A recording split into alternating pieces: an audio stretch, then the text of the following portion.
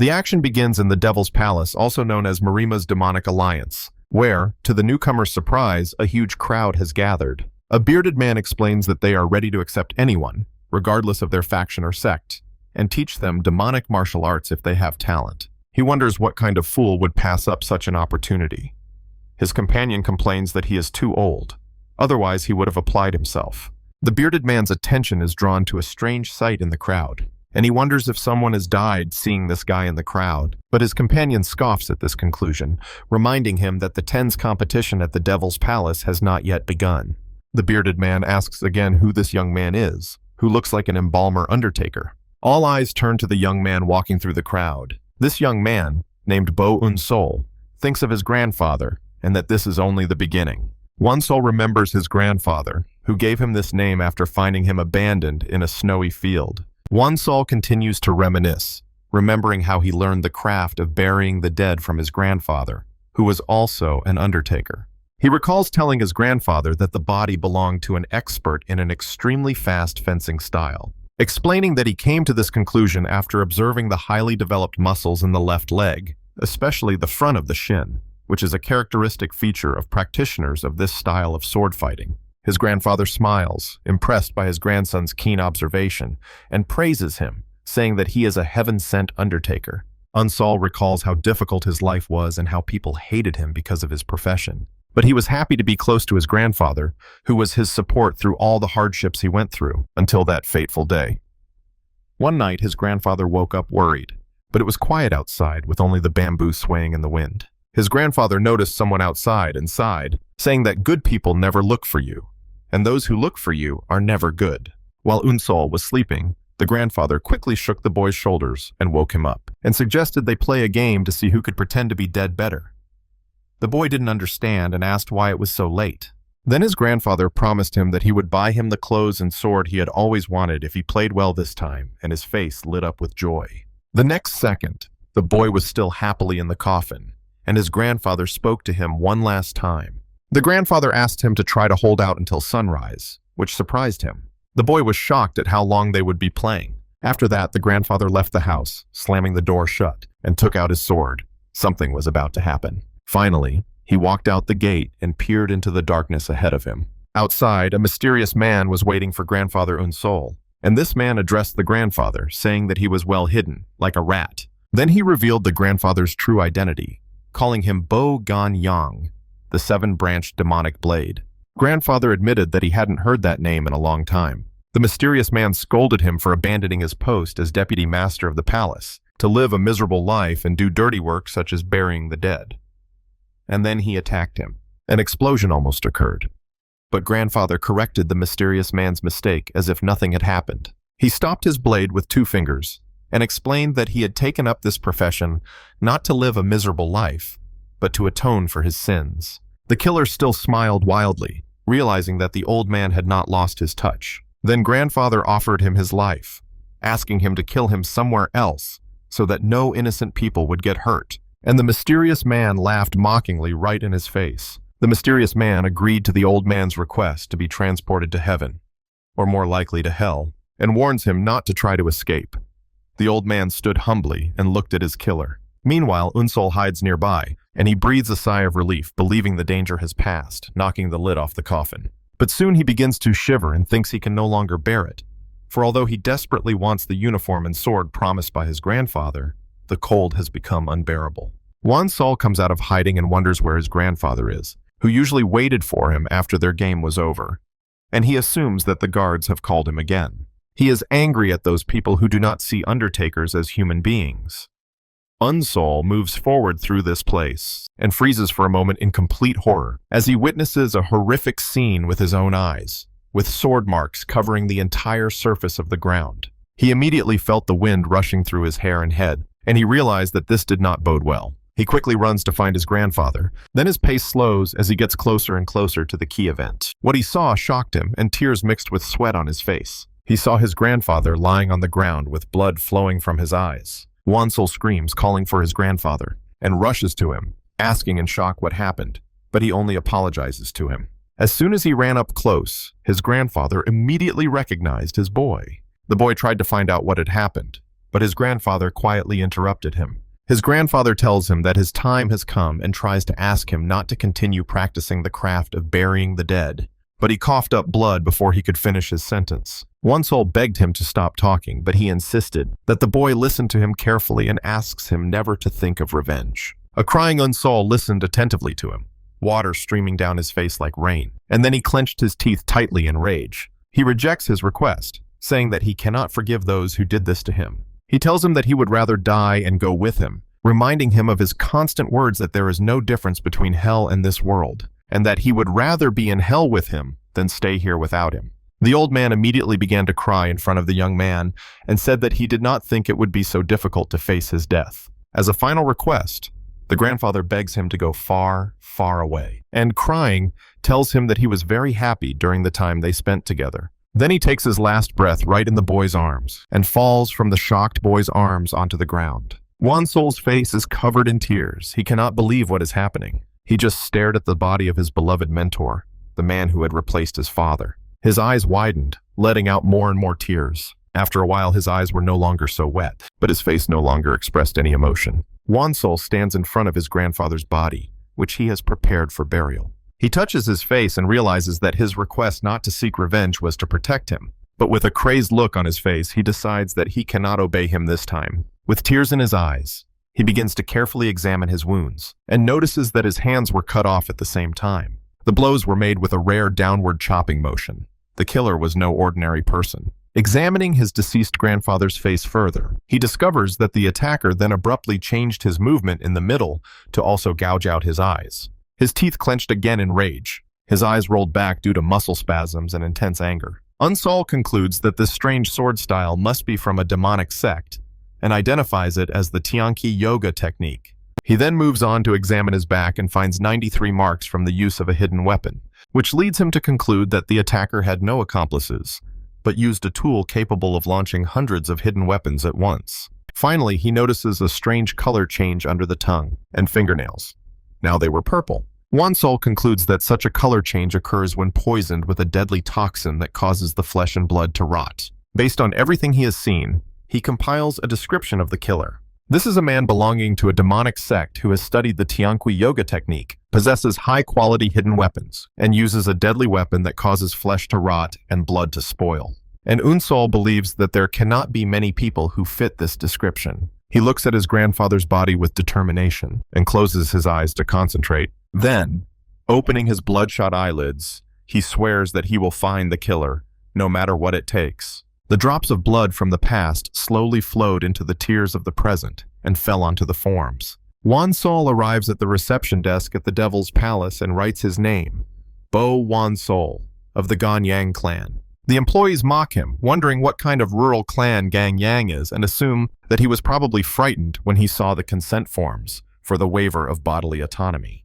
While one of them rudely demands that he leave his fingerprint or leave, One soul quietly raised his hand to his mouth and bit his thumb until it bled without moving a muscle in his face. All this was to the great astonishment of the employees. One soul stamped the form and thought that the moment his grandfather died, his life was ruined and he had nothing left but the path of revenge. After he stamped the document, he immediately left, leaving the registration guards in complete shock at the young man's aura. He walked out of the building, thinking only that this competition would be his first step toward revenge. Then, the long history of conflict between the orthodox and unorthodox sects for control of the Murim world is examined.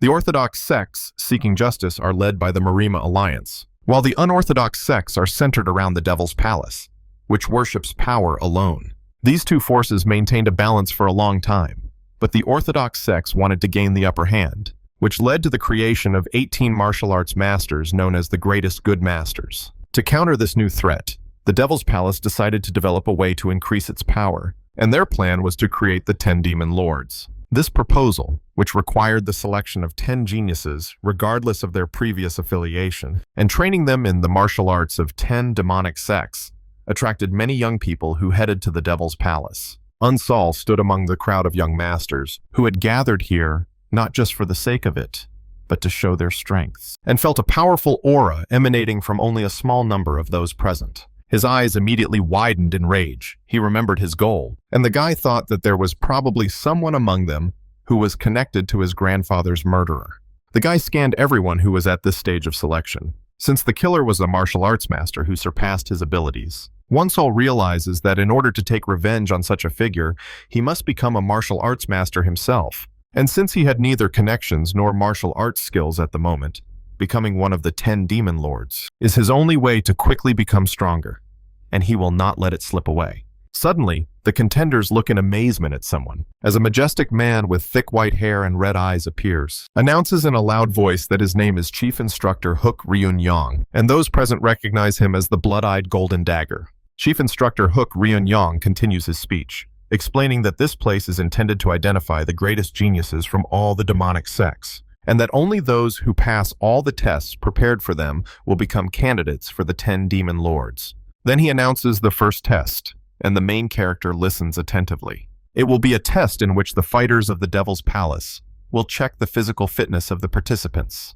which puzzles some participants who are expecting a competition or a fight. The test begins, and the examiners examine the muscles and bones of the candidates with their hands. As soon as the examiner is satisfied with the physical data, he sends the fighter somewhere else. Won-Sol notices that those who pass this examination are sent to the next place. When it is Won-Sol's turn, one of the examiners approaches him, and quickly and sharply touching his hand, shows signs of shock and despair, and thinks to himself that this young man is finished. He is simply in terrible condition.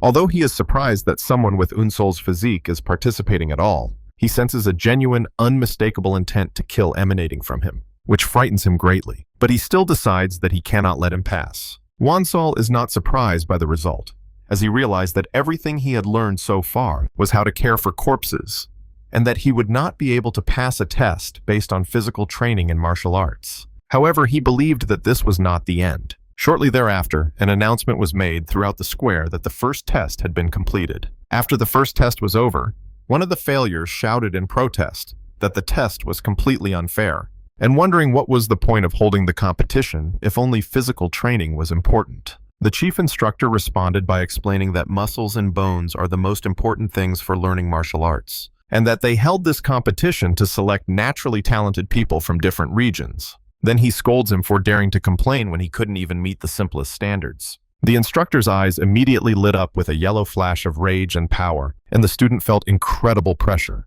even though the man reassured them that there was no need to worry, and announced that in the second test, he would personally select those who could learn martial arts well, despite their poor physical training. He immediately announced the start of the second test, and the chief instructor orders everyone who failed the first test to fight each other until only one person remains alive. Everyone is shocked, wondering how this can be a test, and they are ordered to kill each other when they are all on the same side. But one of the participants smiles, the very one who is too weak to pass the first test. He thinks this situation plays into his hands if someone needs to be killed. He turns his gaze to Insolya and the red-haired young man. Then the madman abruptly grabbed the hilt of his weapon and raises his huge spear sword, deciding to start with him, and attacks him with a cry for him to die. In the blink of an eye, blood splatters. The attacker, whose name is Viwan Chung, managed to hit his target. Chok Ren stood in horror with a huge wound in his stomach and a spear in it.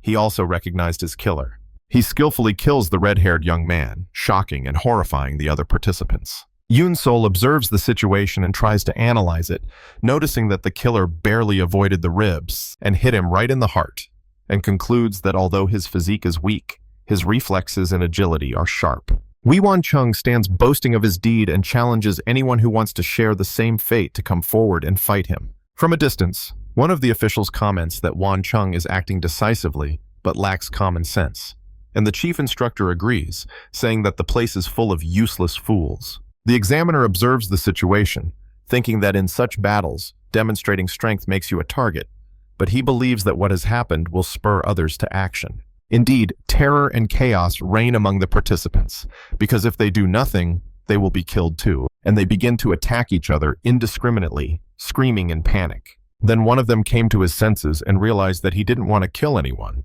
but immediately another blow hits him. A meat grinder has begun in the square. The chief instructor notes that young people are not accustomed to death, and the fighting between the students intensifies as each of them mercilessly kills the other. The chief instructor adds that their feelings are easily paralyzed when they are confronted with their potential demise, but he and his assistant soon see that this is not the case for everyone, as it seems that not everyone present is a fool. Even the official was shocked. Finally, a worthy candidate, because Unsol and another fighter kept their composure and clarity of mind and stood calmly, even though they were both right in the middle of the carnage. Unsol observes what is happening around him and thinks that they are fools because they allowed the fear of death to control them. Unsol rationally analyzes the situation and understands that the chief instructor's order was to survive until only one person remained, which meant that the goal was to survive, not to kill. He is confident that he can ensure his survival if he thinks rationally and act calmly, as his late grandfather, the Savior, taught him, and he swears that he will survive, no matter what it takes. At the same time, the battles were becoming more and more fierce. Suddenly, one of the fighters approaches him, thinking that he looks pathetic and must have been hiding all this time. Unsol notices the marks of thin, skillful swords on the bodies around him and concludes that this is the work of a thin blade. The fighter decides to kill him himself and throws something. He attacks him with a strange weapon, but Unsol gracefully dodges, and the blow hits the box he was carrying. After this blow, the clothes fall to the ground. The attacker mocks him, asking what use the box on his back is and whether he sells funeral supplies. Unsol ignores him and picks up some fabric from the ground, and for a moment she is lost in memories, and remembers her grandfather, as well as the gift, the cloth and sword, and a card that his grandfather gave him for his birthday, and his red eyes flash with anger and determination. The guy's aura was like that of a titan ready to crush anyone. The main character stood opposite the bastard, and next to him was his sword. The attacker sees that he is holding strange tools and sarcastically asks what he can do with such a flimsy sword. Before he can finish his attack, another calm fighter appears behind him. He then lunged at him and killed him with a single sword stroke, cutting his back in two. The bastard immediately fell, and now another fighter stood in front of the main character, either a friend or an enemy. This fighter tells Unsol that he doesn't need to thank him, and that the presence of such a pathetic person as him distracts his opponents and makes his task easier. Unsol said nothing, but began to gather all his belongings that had fallen from the blow of the fool who broke his box. The calm one adds that, although he has sharp insight, it seems that he has never studied martial arts, and that he could kill someone like him at any moment, proving it by killing a man without even looking at him. Finally, the guy paid attention to him, but there was no sign of surprise or admiration on his face. From a distance, the chief instructor observes the situation, and his attention is drawn to the calm guy's sword, which he recognizes as the Sword of Annihilation, the legendary sword of the Black Soul Master, who was known as the strongest wandering swordsman. His assistant explains that the young man's name is Neon Wangan, and it is said that he found the secret manual and sword of the Black Soul in a secluded valley. He adds that since he trained only from the manual, his techniques lack refinement and his movements leave many gaps. The discussion between the instructors continues, with the assistant mentioning that Neon Wangan is currently the Black Soul's only disciple, and that despite his lack of physical strength, he is a strong candidate to become one of the 10 demon lords, and possibly even the winner of this trial. The chief instructor agrees, adding that although Wangan is still a novice, unworthy of wielding the Sword of Annihilation, there seems to be no one stronger than him among those present, unless something completely unexpected happens, unless someone is hiding even greater power. The camera immediately switches to our main character, who is examining his limbs and realizes that the cuts on them are quite severe. After a long time, and at the end of a brutal battle, in an arena full of corpses, only 2 people remain alive, Nyang Wangan and Unsol. Wangang stands on the training ground and expresses surprise that Unsol is the one who managed to survive to the end. Then he turns to him and challenges him, saying that if he kills him, he will also become a candidate for the 10 demon lords, and invites him to attack. Wangang stands on the training ground and expresses surprise that Unsol is the one who managed to survive to the end. Although he understands that Wangang is the strongest here, the guy still held his sword firmly, ready to attack quickly and without regret, because he had already discovered his weakness, and he was sure that he could defeat him without a doubt. After all, when he fought all his opponents, the hero sat down and studied all the bodies he left behind, and studied his fighting style from the corpses he left behind. The hero jumps up from his seat and goes to his opponent, who sarcastically suggests testing his skills a little, and then launches a fierce attack on him. Wansol skillfully dodges his successive blows, so he only gets away with superficial wounds. Wangang mocks him, saying that all he can do is clumsily dodge and that it's impressive how he's lasted this long. The chief instructor and his assistant watch the fight and notice that although Unsol seems to be helplessly allowing himself to be beaten He is actually moving his body at the last moment of each strike to avoid fatal injury. The assistant instructor realizes with amazement that Unsol has memorized Wangan's attack patterns by studying corpses, and he admires his remarkable level of observation. Wangan is shocked to hear that, despite all this barrage of attacks, all he has done is cut his flesh, and his words shock him. And that after all this flurry of attacks, all he has done is cut his flesh, and his words shock him. The instructors are amazed at her audacity in provoking him, realizing that despite his good evasions, launching a counterattack is another matter entirely, especially with his frail body, which would make it difficult to deliver an effective blow. Wangan is angered by his words and tells him that he had planned to let him live a little longer, but his arrogance has made him decide to grant his wish to die quickly. He shouts that he will grant his wish and prepares to deliver the final blow. Wangan is furious at his words and tells him that he had planned to let him live a little longer, but his arrogance has made him decide to grant his wish to die quickly, and realizes that now he will have only one chance. He remembers what he discovered when examining the corpses and understands the important points. His final blow always targets the opponent's vital points, in particular, precise sword strikes to the heart and head. He concludes that when he fights with the intention to kill, his sword inevitably targets the upper body of his opponent. Accordingly, when Wangan lunges at him, aiming for his head, Unsol quickly ducks and dodges the blow, and directs his counterattack at his neck, exploiting the weakness he has discovered. In the heat of battle, Unsol recalls his knowledge of the vital point Tian-Tu, a weak spot, that is difficult to fortify even for martial arts masters. And he remembers that if a child strikes it with all their might, an adult can instantly lose consciousness. Unsol uses this knowledge and delivers his decisive blow, and directs his small sword at Wangan's neck. In an instant, several thick drops of blood splattered onto the ground. The sun was already setting on the horizon, and Wangan was standing there dead, bleeding out, and beneath him stood our guy, who quickly pulled his blade out of his neck, cutting him even more. And the body falls to the ground, revealing the face of the main character to us. And so, Unsol, whose face and eyes were completely covered in blood, emerges victorious from the duel. Exhausted and bloodied, Unsol stands there wondering if it's really over. The instructors watch the scene in shock, and the assistant comments that what happened was a complete surprise, while the chief instructor expresses his disappointment, as he had high expectations for the Black Soul sword technique. He then announces in a loud voice that Unsol has passed the second test. As soon as he hears this news, Unsol falls into one of his memories and loses consciousness, falling into a mysterious, black and white dream, in which he sees his grandfather calling him.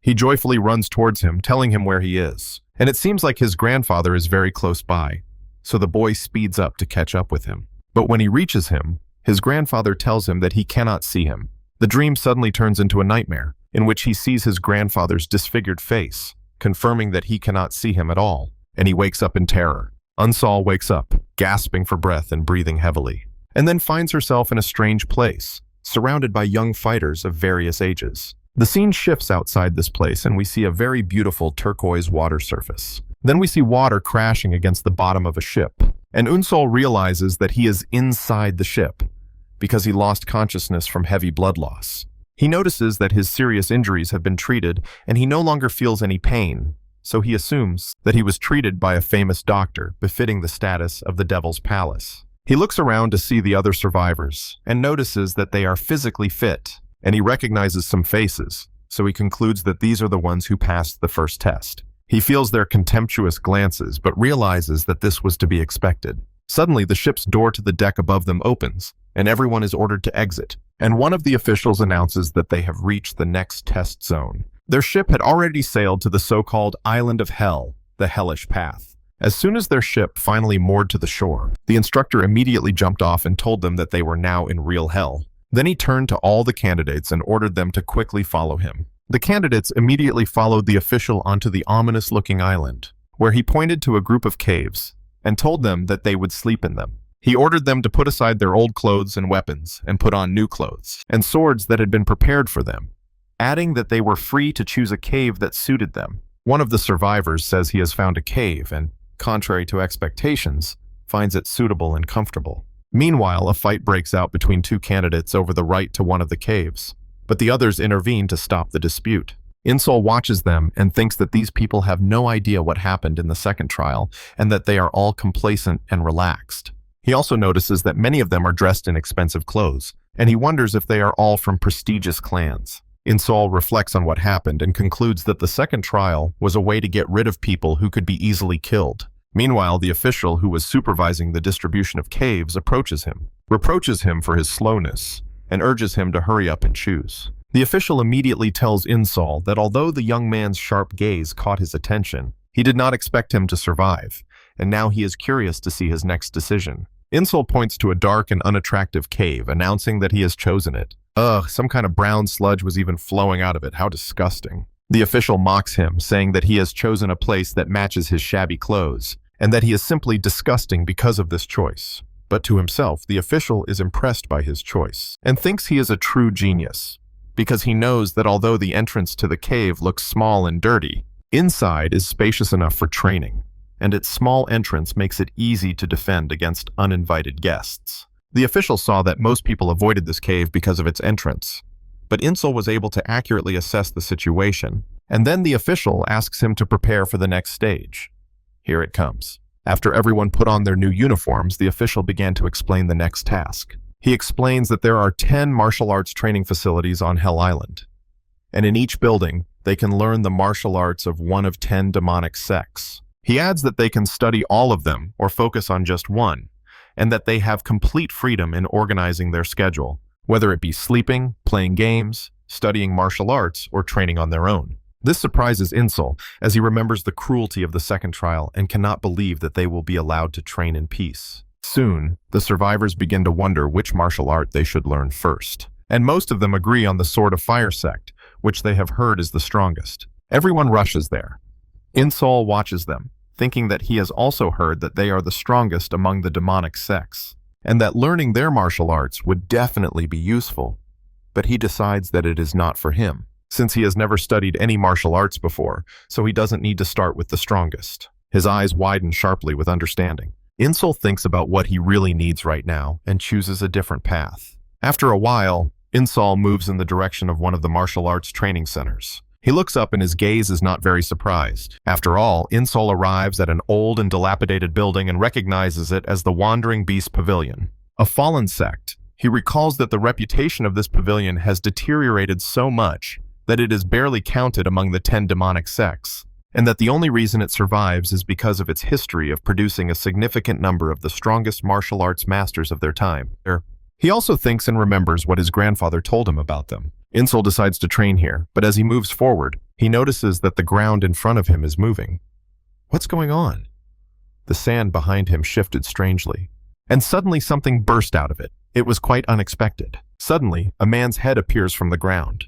The man introduces himself as Sava, master of the secret wing of the Wandering Beast Pavilion, and asks him if he came here hoping to become one of the 10 demon lords. Insol initially stood in a fighting stance, as he had not expected this at all. But then he replied respectfully, confirming that he had come to study the martial arts of the Wandering Beast Pavilion. Sava looks him up and down, humming for a long time. Then he laughs and orders him to leave so as not to hasten his death, declaring that he had no intention of teaching martial arts, especially to someone who looked as frail as him. Insol confidently responds to Master Sava, explaining that he has heard that if he studies the martial arts of the Wandering Beast Pavilion, he will gain the ability to survive in any situation. Savo mocks his words, expressing surprise that he knows about martial arts that are on the verge of extinction. He then warns him that even the greatest geniuses find it difficult to study these martial arts because they begin with a change in the body, and with his current physical condition, he will die within a day. Then he orders him to leave, since he understands everything. Instead of leaving, Insol bows low and presses his forehead to the ground.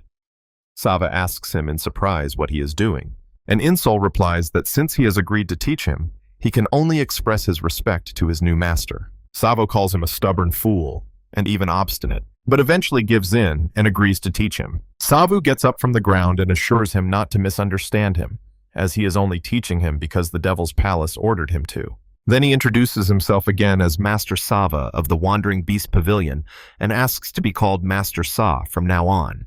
Insol tries to introduce himself, but he interrupts him, saying that he is not interested in his name, and while he is learning from him, he is simply student number 1. Then Sava immediately begins training. His fingers were blue with energy, and his whole body was glowing with an aura. Then he quickly strikes the main character under the eyes, causing them to go blank and the world to become increasingly blurred. Unsol suddenly finds himself in complete darkness and realizes that he cannot see anything. Savu tells him that he has temporarily sealed his vision using the secret techniques of the Wandering Night Pavilion. He explains that this is a necessary step in learning the way of the Wandering Beast, a basic technique that sharpens all the senses and gives the practitioner animal-like reflexes. He adds that their martial arts are different from others because they change dramatically depending on who studies them, and for this reason, mastering the basic technique is very difficult, which has led to a decline in the number of people attempting to master it until the pavilion reached its current deplorable state. But he assures him that if he can master it, he will gain the senses of the Wandering Beast, and shows him what abilities he himself has now, and then adds with a sarcastic smile that most people die before reaching this point. He came even closer to him. Sava tells him that he must get used to the darkness for about an hour, and that he will return to him then. All this time, the smile never left his face. A moment later, Unsol finds himself alone in the darkness, and notices that his other senses have not sharpened as he expected. He realizes that an hour is a very long time and that he must adapt as quickly as possible. But his eyes were still empty. He couldn't see anything. He just tried to get out of this state, constantly stumbling over something in the real world and falling. He thinks that countless fighters are competing to become one of the 10 demon lords, and that if he is attacked in this state, he will be completely helpless. At that moment, the attacker was silently behind him and tried to kill him with a sword strike from above. But Unsol dodges it with an instinctive movement and fell to the ground with a loud crash, feeling the waves from the blow spread around him. At that moment, Unsol realized that with his loss of sight, his balance was now the most important thing. Then the scene shifts in time. Night has fallen, and at night, Sava returns to Unsol and sarcastically thinks that this young man must be completely confused now. But upon approaching, Master Sava discovers the hero in motion, observes Unsol's training, and finds his method unique. He thinks that most students wait patiently for their other senses to resume functioning after losing their sight. But unlike them, Unsol moves fiercely, imagining a phantom enemy for training. Unsol moved smoothly in the darkness, gaining momentum and striking while jumping, as well as doing rolls, kicks, and much more. Sava concludes that this is the reason for his quick adaptation to the new situation. Approaching the young man, he remarks aloud that Unsol seems to have already gotten used to the darkness. And then, with a look of madness on his face, he reaches back and invites him to try to dodge his sword. And in an instant, the blade cuts through the darkness. After 3 days of continuous and intense training in the rain, Unsol was still training with Sava. He fell to the ground in the mud. Then he tried to get up, but the master was still there. The training had not exhausted him. Savu immediately surprises him with his incredibly fast movement, and strikes Unsol in the stomach with the hilt of his sword, which Unsol is unable to dodge. Savu thinks about the situation and decides that 3 days have passed, and it's time for Unsol to start doubting his training style. But he accepts everything without question.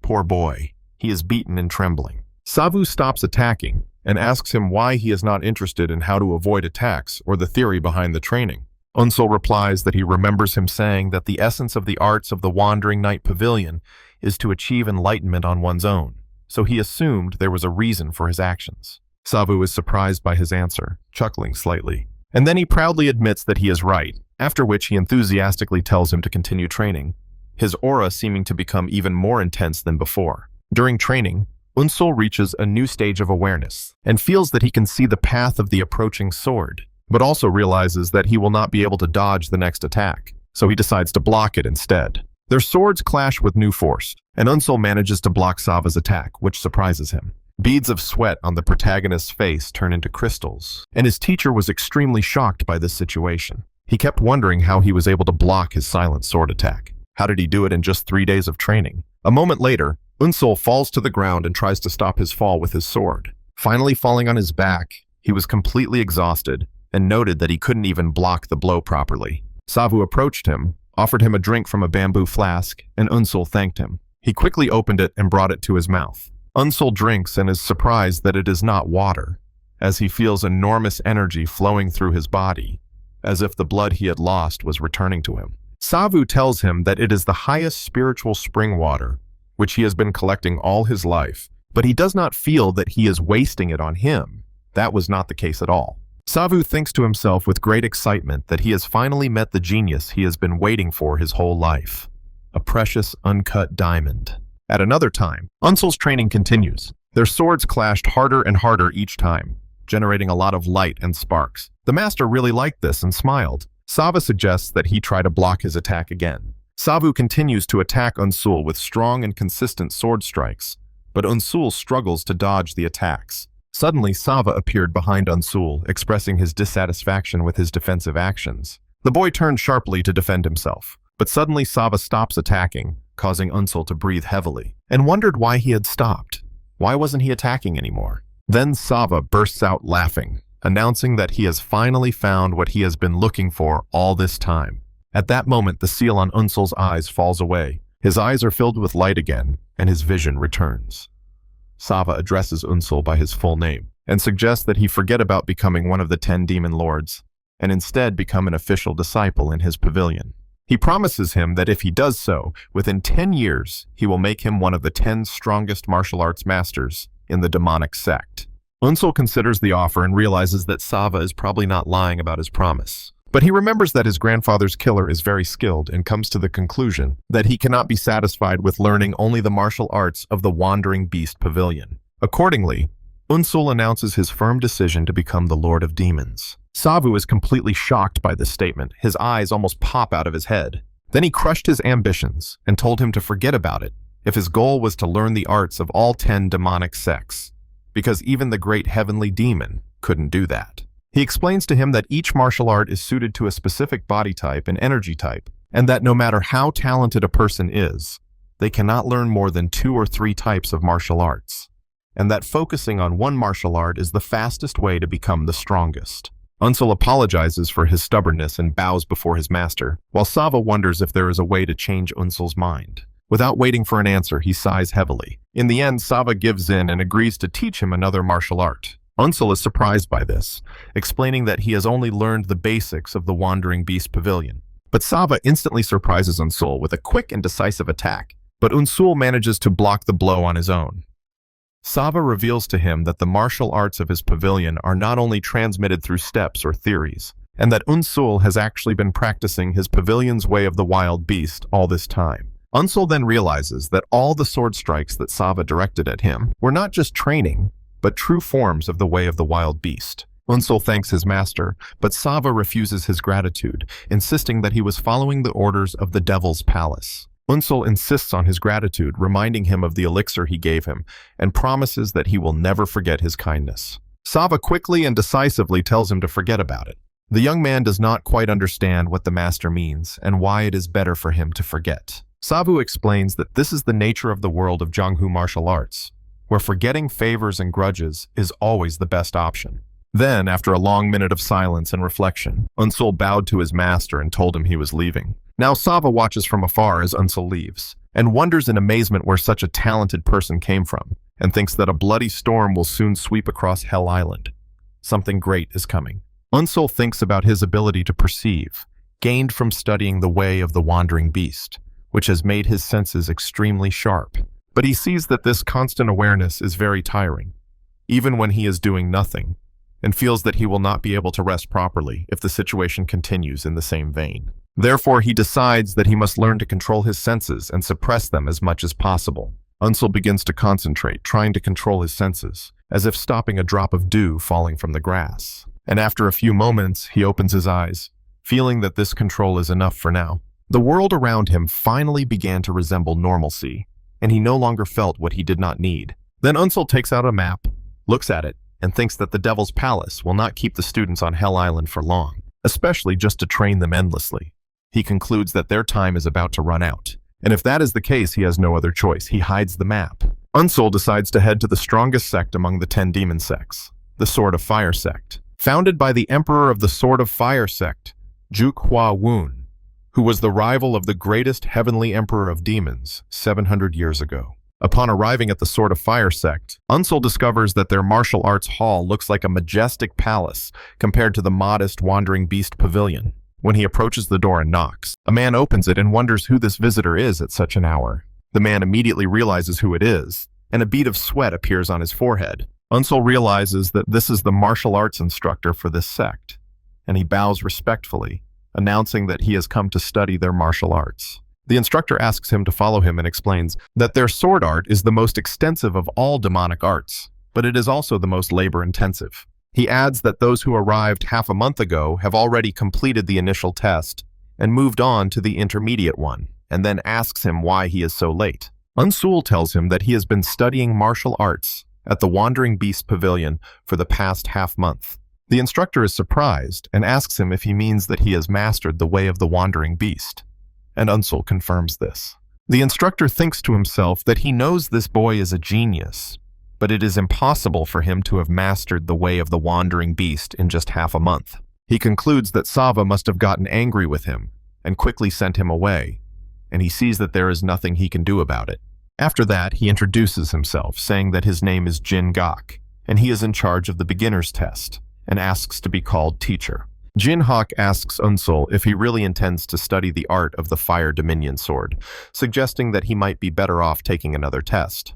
Unsul thanks him for his concern, but insists on learning the arts of the Fire Lord sword sect. Jin Gok agrees to his request and raises his leg. Then he strikes the floor with such force that shockwaves ripple around him. He then shows him a large scroll, explaining that it is the introductory form and practical method of the 13 forms of fire rain, and asks him to study it and practice on his own. Unsul looks confused and wonders what he is supposed to do with it. Jin Gok turns away disapprovingly and asks him if he means that he cannot read the sword manual, and his face changes dramatically in the next second, as Unsul admits that he cannot, explaining that he never learned fencing before coming here. Jin Gok freezes in shock, then asks Unsul again to make sure it's true that he never learned fencing in his entire life. He thinks to himself that his records do indeed indicate that he has only used fire mastery until now, and that even in the second test he did not use a specific sword style. But he still finds it hard to believe that he cannot perform even the most basic fundamentals, sword steps. On the other hand, he recalls his amazing observation skills and quick reflexes during the second test, as well as the insight he showed in choosing his cave. Jin Hawk realizes that if he has reached this level while still a complete blank slate, then with the right training, his potential will be enormous. He will become a very great master and warrior. Jin Gok changes his strategy and assumes that even if he cannot see the sword's movements, he can read, and asks him to read what is written on the scroll. Unsul reads the words aloud, complete relaxation of the body, smooth flow as a whole, and then repeats the first part about relaxing the body. Jin Gok explains to him that this means he must relax and use his body flexibly when performing fencing techniques, paying particular attention to relaxing his torso and waist. Unsul tries to apply the instructions and bends into a strange posture, and Jin Gok thinks it is ironic that he has to teach such basics in a place intended for selecting the 10 demon lords. He asks him to stand up properly again and corrects his posture, explaining that when his body is tense, his torso is also tense, and that he must control his mind and relax it so that everything flows smoothly in one movement. Unsul responds immediately, and his stance stabilizes. Jin Gok is surprised at the speed of his understanding and correction of his posture as soon as he spoke. With a satisfied smile, he tells him that his stance is now sufficient and that he will immediately teach him the 13 forms of fire rain. Jin Gok begins to explain the movements to him. Then he showed him hand-to-hand combat and how to breathe during breathing. Then they worked on his endurance in combat. Then the master taught him again how to hold the sword correctly. And now he was ready. He took the sword in his hands and pointed it forward. His stance was flawless, and his strikes were like waves, smooth and deadly. Unsul imitated all the movements with astonishing accuracy and speed. Jin Gok confirmed his suspicions and realized that this boy was truly talented. After the training session, he told him that now he had to imagine an enemy in front of him and use the 13 forms of fiery rain, explaining that this was a test that would allow him to move on to the middle hall, and that his goal was to see the intention of the sword inherent in his basic movements. Unsul realizes that the opportunity he has been waiting for has come sooner than he expected, and that he must prove himself here and now. The young man immediately assumes a stance. He closes his eyes and concentrates, imagining the enemy he must defeat. This bastard stood before him, perhaps one of his enemies, or perhaps his grandfather's killer. He suddenly opens his eyes and draws his sword from its sheath, and then unleashes the first technique of the 13 forms of fiery rain, the incomparable cyclone. Jin Gok watches him with interest, while Unsul continues with the second and third techniques, floating misty clouds. He literally crushed his opponent with his pressure and blows, leaving his imaginary enemy no chance. Jin Gok watches in amazement and wonders if what he is seeing is really the forms of fiery rain. He recalls that the technique of floating mist clouds should be a soft and graceful sword technique, similar in its movement to the movement of clouds and the spread of mist, but the way Unsul uses it is strangely sharp and deadly. Each blow literally cut into the flesh and tore it to pieces, a true demon. Jingok wonders with surprise whether Unsul is consciously changing his movements, since changing the basic movements of a sword technique passed down from generation to generation is something only a great master can do. He notes that these altered sword movements are filled with a fierce intent to kill, as if he were facing the enemy of his master or parents. He thinks that the fighting style of the Fire Rain sword sect, which is considered the orthodox path among the ways of the sword, has changed so radically, and wonders what kind of life Unsul has lived to carry all this within himself. At the same time, Unsul also feels strange, as he notices that the flow at his fingertips changes the sword's path at his will. He wonders if the way of the wandering beast is the reason for this, and realizes that the more he uses the forms of the Fire Rain, the sharper the senses he acquired from the path of the wandering beast become. He thinks about completely combining the two styles, but hesitates, realizing that if he does so, it will result in a completely different fencing style rather than the 13 forms of Fire Rain required for the test. He decides that he must hurry and return to the basics of the original sword. Suddenly his eyes widen and he freezes in place for a moment. Suddenly the image of the enemy in his mind becomes clearer, and he freezes when he realizes that it is the bastard who killed his grandfather. Unsul's anger flares up. His eyes become wild again, and the guy realizes that nothing can stop him now. His teeth grind like metal, and he lunges forward with all his might, unleashing the 7th technique. From the 13 forms of Fiery Rain, the heart of the 4 seas, he launches a furious attack, but his opponent unexpectedly dodged it. How did he manage to do that? His eyes widened again. This battle was no longer 100% imaginary. Unsul realized that his imaginary opponent was fast, faster than anyone he had fought before. Then he began to imagine how the enemy would attack him, and now the bastard's blade was aimed straight at the protagonist's neck. But he managed to dodge at the last moment, nearly losing everything below his head. The guy noticed that this bastard wasn't giving him a second to catch his breath. He decides that he cannot give him a single opportunity to attack, and that he must use all the techniques he has left at once. He put all his strength into the attack, delivering a series of crushing blows, but his opponent blocks all his attacks and just looks at him smiling, and then delivers another of his signature blows and chops off the main character's arms. Something familiar. Unsul imagines an attack that cuts off both his arms, unable to dodge or even block the blow. After the attack is over, Unsul stands, breathing heavily, completely drained of energy. The sword falls from his trembling and exhausted hands. Gengok watches him and thinks that in the end he has lost to his enemy. And that made him very happy. He is not like the others at all. He approaches the boy and tells him that he has passed the test, and the boy looks at him in confusion. Gengok explains that the initial hall tests the student's understanding of the sword and his ability to perform the 13 forms of Fire Rain in real combat, and he assures him that the boy has definitely proven himself. He returns his sword and says that his execution of the Fire Rain forms was impressive, and invites him to proceed to the middle hall. Another victory for the main character. Unsul thinks about Master Gengaku and realizes that it must have been frustrating for him to teach someone who knew nothing about fencing, but he taught him anyway and showed him everything step by step.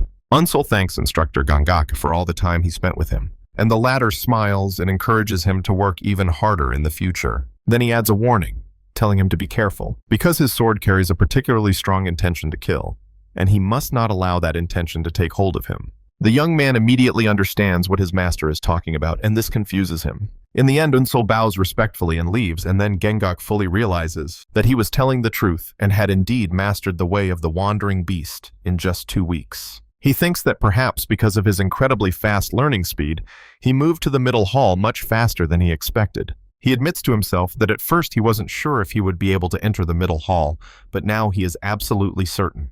When Unsul opens the doors to the next hall, Gengok thinks about what path awaits the main character. He thinks about his new class and master, the intermediate hall instructor Chung Wang Han, and assumes that although Wang Han may reject Unsul, he will ultimately become obsessed with him. And then Unsul enters the middle hall, and Instructor Wang Han notices him and addresses him, saying that it seems he has just passed the beginner's hall. He then mocks him, adding that if it took him more than 20 days to understand the 30 forms of Hua Wu, then he is wasting his time here.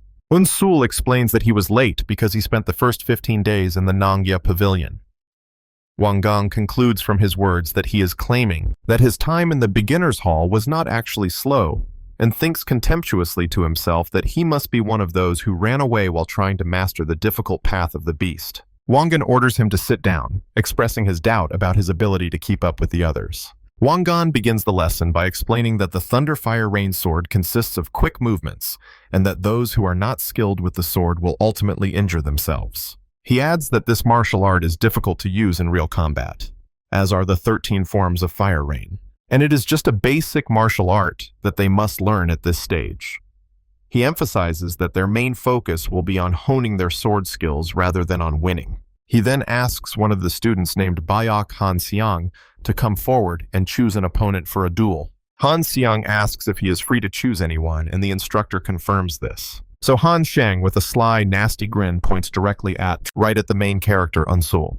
He shouldn't have gone there. Wang Gong tries to object, but Han Xiang reminds him that he said he could choose anyone. Wang Gong is angry and calls Han Xiang a fool, wondering how he expects to test his sword against someone who has just finished training in the elementary hall, and orders him to choose someone else. Unsul intervenes, saying that he doesn't mind and will fight him. The master thought he had misheard, but the protagonist resolutely agreed to fight this upstart. He explains that he learned to wield a sword from instructor Jin Gok, and believes he will learn faster if he tests his sword in battle with others. Wang Gong thinks that Unsul is just trying to protect his pride with his limited skills, but publicly agrees, saying that knowing one's own abilities is a necessary skill, and he hopes that Unsul is skilled enough to reach the advanced hall. Han Xiang sees this as a great opportunity to stand out among the geniuses. If he kills this newcomer, he will be able to establish his position. In the next moment, the two opponents stand face to face in the center of the hall, and Han Xiang tells Unsul that he has courage since he decided to come out after all. But he needs more than that to survive in the world of Murim. His eyes reveal madness and recklessness. The sword is wooden.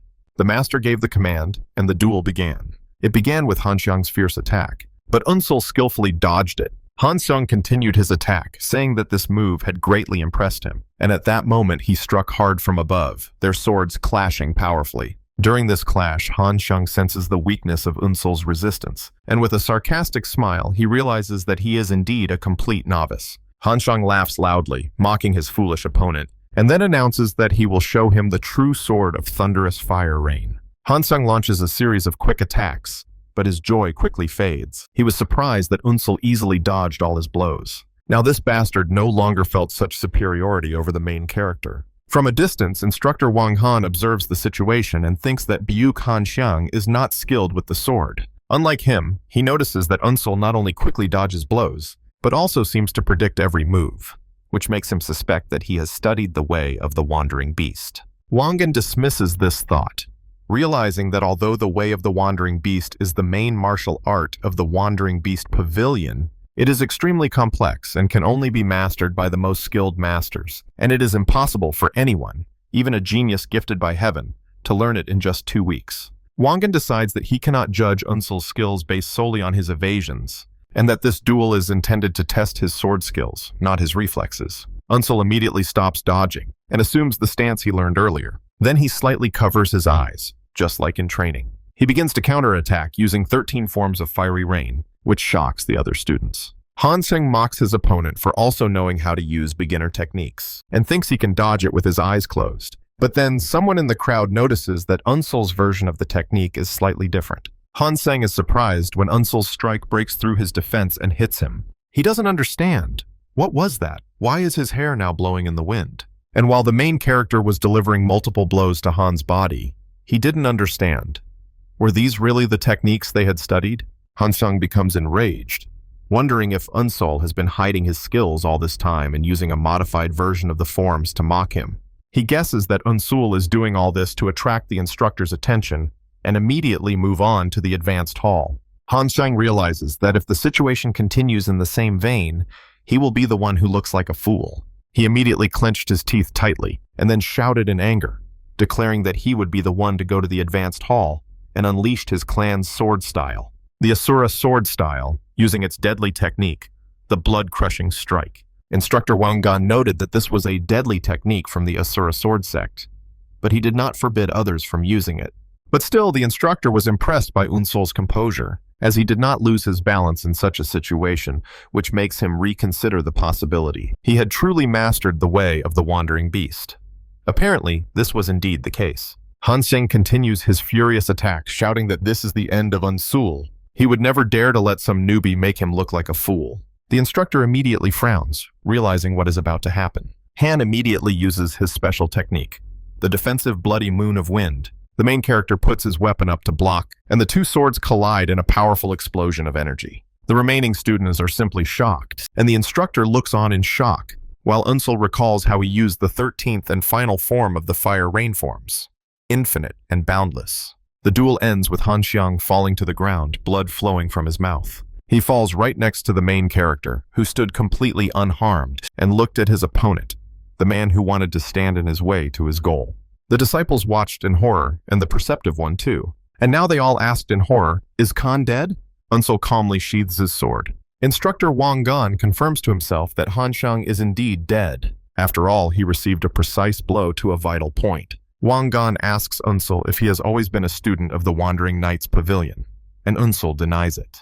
The instructor asks again, puzzled, whether he claims to have fully mastered the way of the Wandering Beast in just 2 weeks, and Unsul replies that he has only learned the basics. Wang Gan smirks at his answer, sarcastically asking if the Wandering Knight Pavilion teaches its students to lie these days. Unsul begins to speak, but the instructor interrupts him, saying he doesn't need excuses, and orders him to remove the body immediately.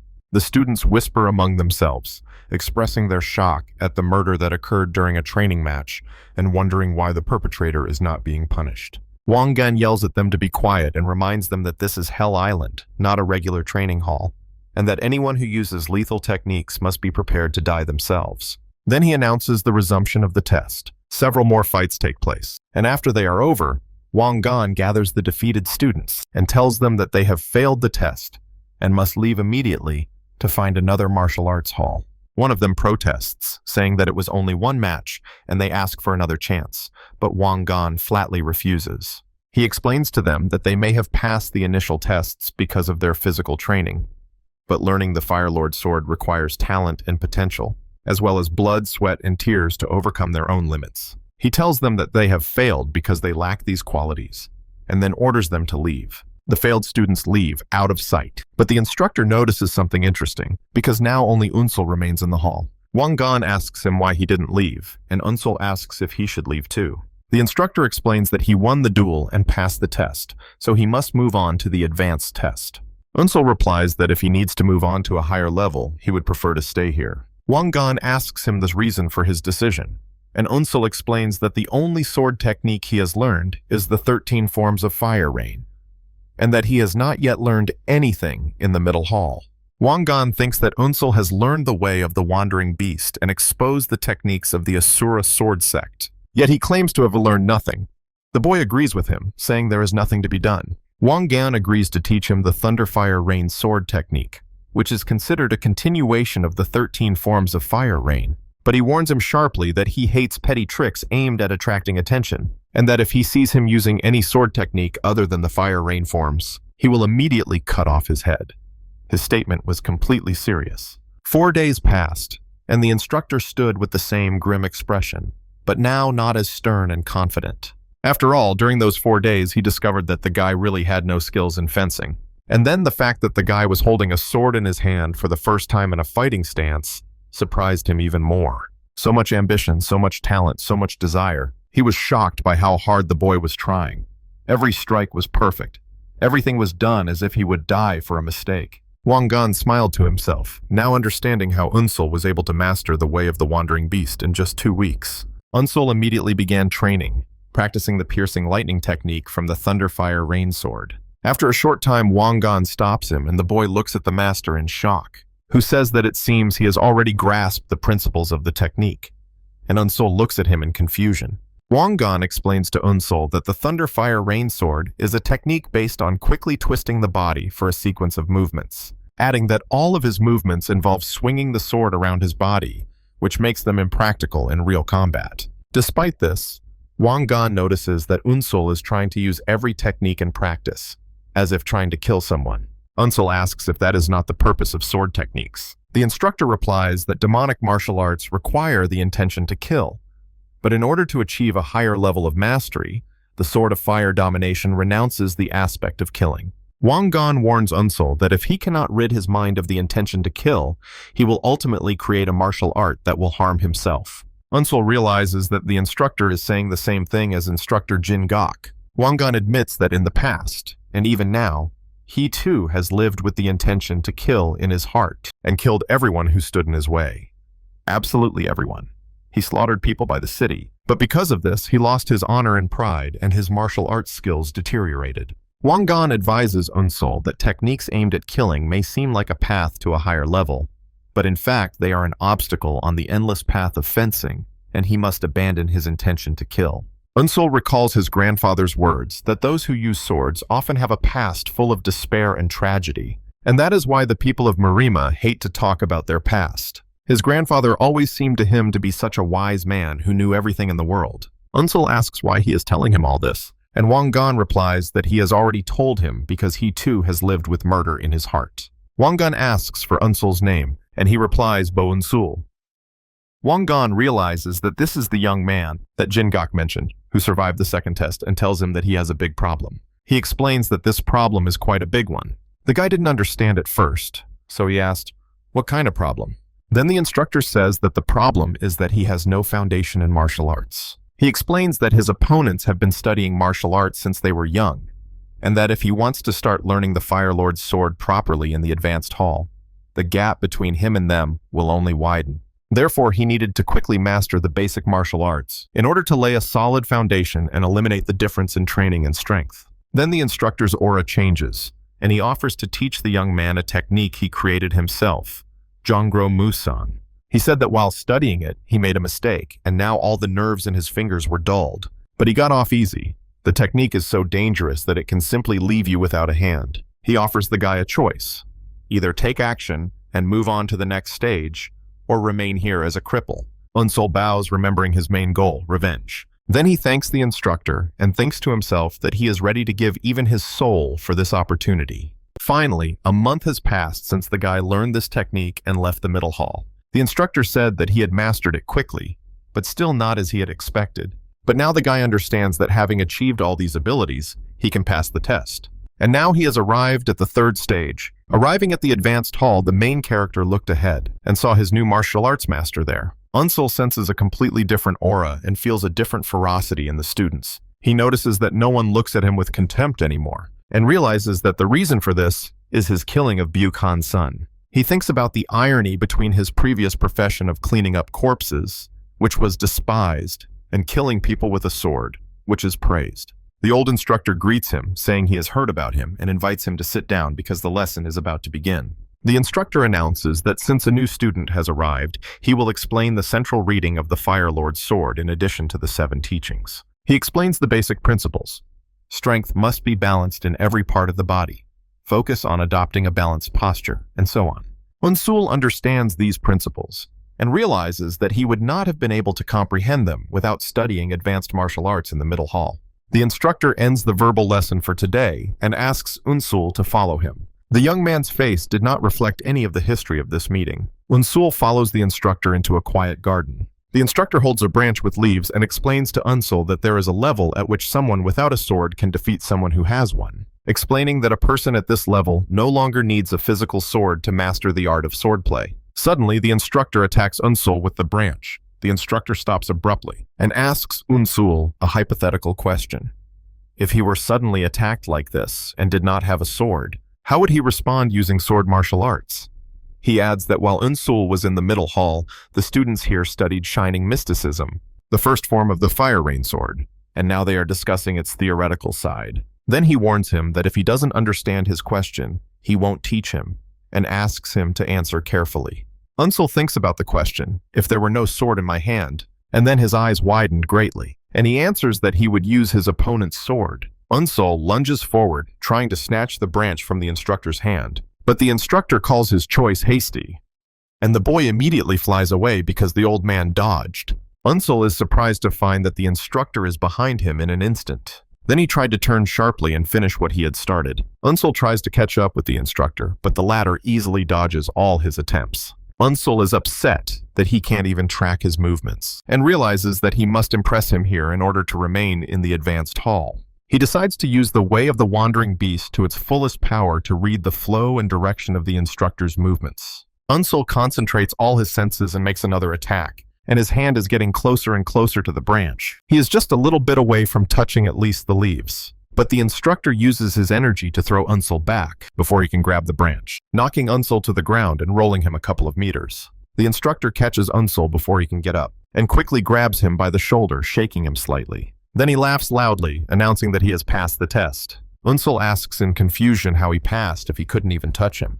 The instructor tells him that he will begin studying radiant mysticism tomorrow, and asks him to come early in the morning, before the others, and Unsul agrees. After Unsul leaves, the instructor looks at the branch in his hand, and at that moment, a couple of neatly cut leaves fall from it. This surprised the master even more. He had succeeded after all, and thinks to himself that a wolf cub remains a wolf after all. He smiles and says that he has high hopes for him. The sun immediately began to set, and it was time to speak. Later, after the lesson ended that day, Unsul decides to take a walk around Hell Island. He thinks about what happened in the second test and how a fight could break out here at any moment. Suddenly, he senses the presence of several people nearby. He begins to count them, simply closing his eyes and using his new technique. He discovers 5 people coming out from behind the trees. They are coming straight towards him. It looks like there will be a duel or a 2-on-5 shootout. Their leader addresses him, saying that his actions have been strange since he arrived from the middle hall, and that they are going to teach him a lesson. Another adds that since Unsul started the killing, he shouldn't blame them for what's about to happen. The leader boasts that the 5 of them are geniuses among geniuses and are known as the 5 Summit Swords, and advises him to prepare himself well. Unsul thinks to himself that there is one more person. The leader of the 5 Summit Swords yells at Unsul, but suddenly falls dead in front of his shocked comrades. Behind him stood the killer, who had pierced the bastard with a stick. He fell dead, and now it was the turn of the rest of the gang. They looked at their amazing leader with interest. At that moment, a red-haired young man named Sojin Ha appeared and addressed Unsul with madness in his eyes, and madness, saying that they need to talk. The remaining members of the 5 Peak Swords are surprised by Jin Ha's appearance and ask him why he is there. Jin Ha orders them to leave, saying he has no business with losers like them. The guys immediately tense up, their balls shrinking to the size of atoms. His words anger them, but they decide to retreat, vowing to return later to take revenge. Unsul thinks this young man is strong, while Jin Ha calls them cowards. Jin Ha turns to Unsul and asks him directly whose side he is on. He thrusts his sword forward and asks his question even louder. The main character looked at him with slight confusion. Earlier, in the advanced training hall, the instructor tells his students that they have all learned the first technique of the Fire Rain Sword. But true mastery comes only when each of them makes this technique their own. He announces that it is time to see the fiery raindrops they have created. The instructor asks Unsul to begin and try out his technique. Unsul steps forward very confidently, and then takes a deep breath, concentrating before the strike. His face contorts with a grimace of rage from the concentration, and he is ready. And yet he demonstrated his own version of the technique, giving a powerful demonstration of fast and deadly sword movements, leaving behind a pile of deep cuts all over the training hall. The instructor comments that Unsul's technique is very solid and precise, and that he has filled it with the intention to kill. He allows him to return to his place and then calls Sojin Ha. Jin Ha immediately gets up from his seat and steps forward, passing the main character. And instead of performing the first technique of the Fire Rain Sword, he demonstrates a completely different technique, one the main character has never seen before. The guy's eyes widened, and he was about to show the technique in action. As it turned out, the technique seemed to have been specially designed to counter and quickly and decisively defeat Unsul's technique. With each strike, the guy could take the main character's life. Unsul realizes that this was a warning directed at him. Returning to their confrontation, he again wonders about the meaning of Jin Ha's question about whose side he is on. Jin Ha yells at Unsul, demanding that he stop playing dumb. He thinks he knows that not everyone here wants to become one of the 10 demon lords. He realizes that while the opportunity to learn the arts of the 10 demon sects is amazing, the process of participating in the competition was terribly organized. He concludes that this amazing opportunity is also a trap. Unsul finishes his thought, realizing that this opportunity is also a trap to catch something. He wonders if there is a spy among them, but decides not to worry about it. Jin Ha notices from Unsul's expression and tone of voice that he is not actually lying and does not understand what is going on around him. Jin Ha realizes that the person he is looking for is not Unsul. He feels disappointed because he was hoping for some fun, and orders Unsol to stop acting annoying from now on. Then he threatens him that if he continues to get on his nerves, he will kill him too, and then leaves, while the guy watches him go. Unsol concludes that Jinha must be a spy, and that there is much more going on beneath the surface than he expected. Whether he is a spy or a demonic martial arts master, he is ultimately an enemy he must fight. As the sun sets, he thinks that it will all begin soon. Not far away, a mouse lived peacefully and ate cheese, and then it fell into the trap of a cunning bird.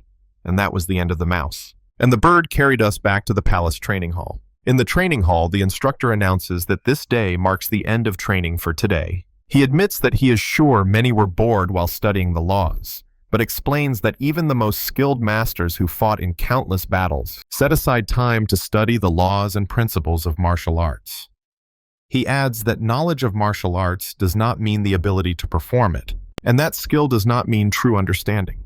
He expresses his belief that analyzing the laws he has taught them will serve as a starting point in their journey in the world of Murim, and then wishes them luck.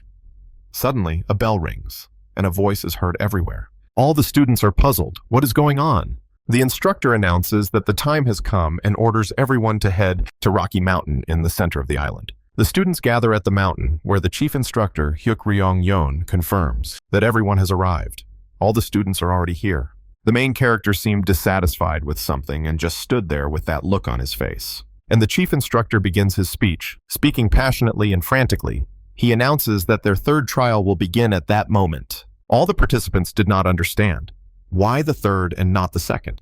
And whether the main character knew that it was a fight to the death, which he had gone through in the second trial.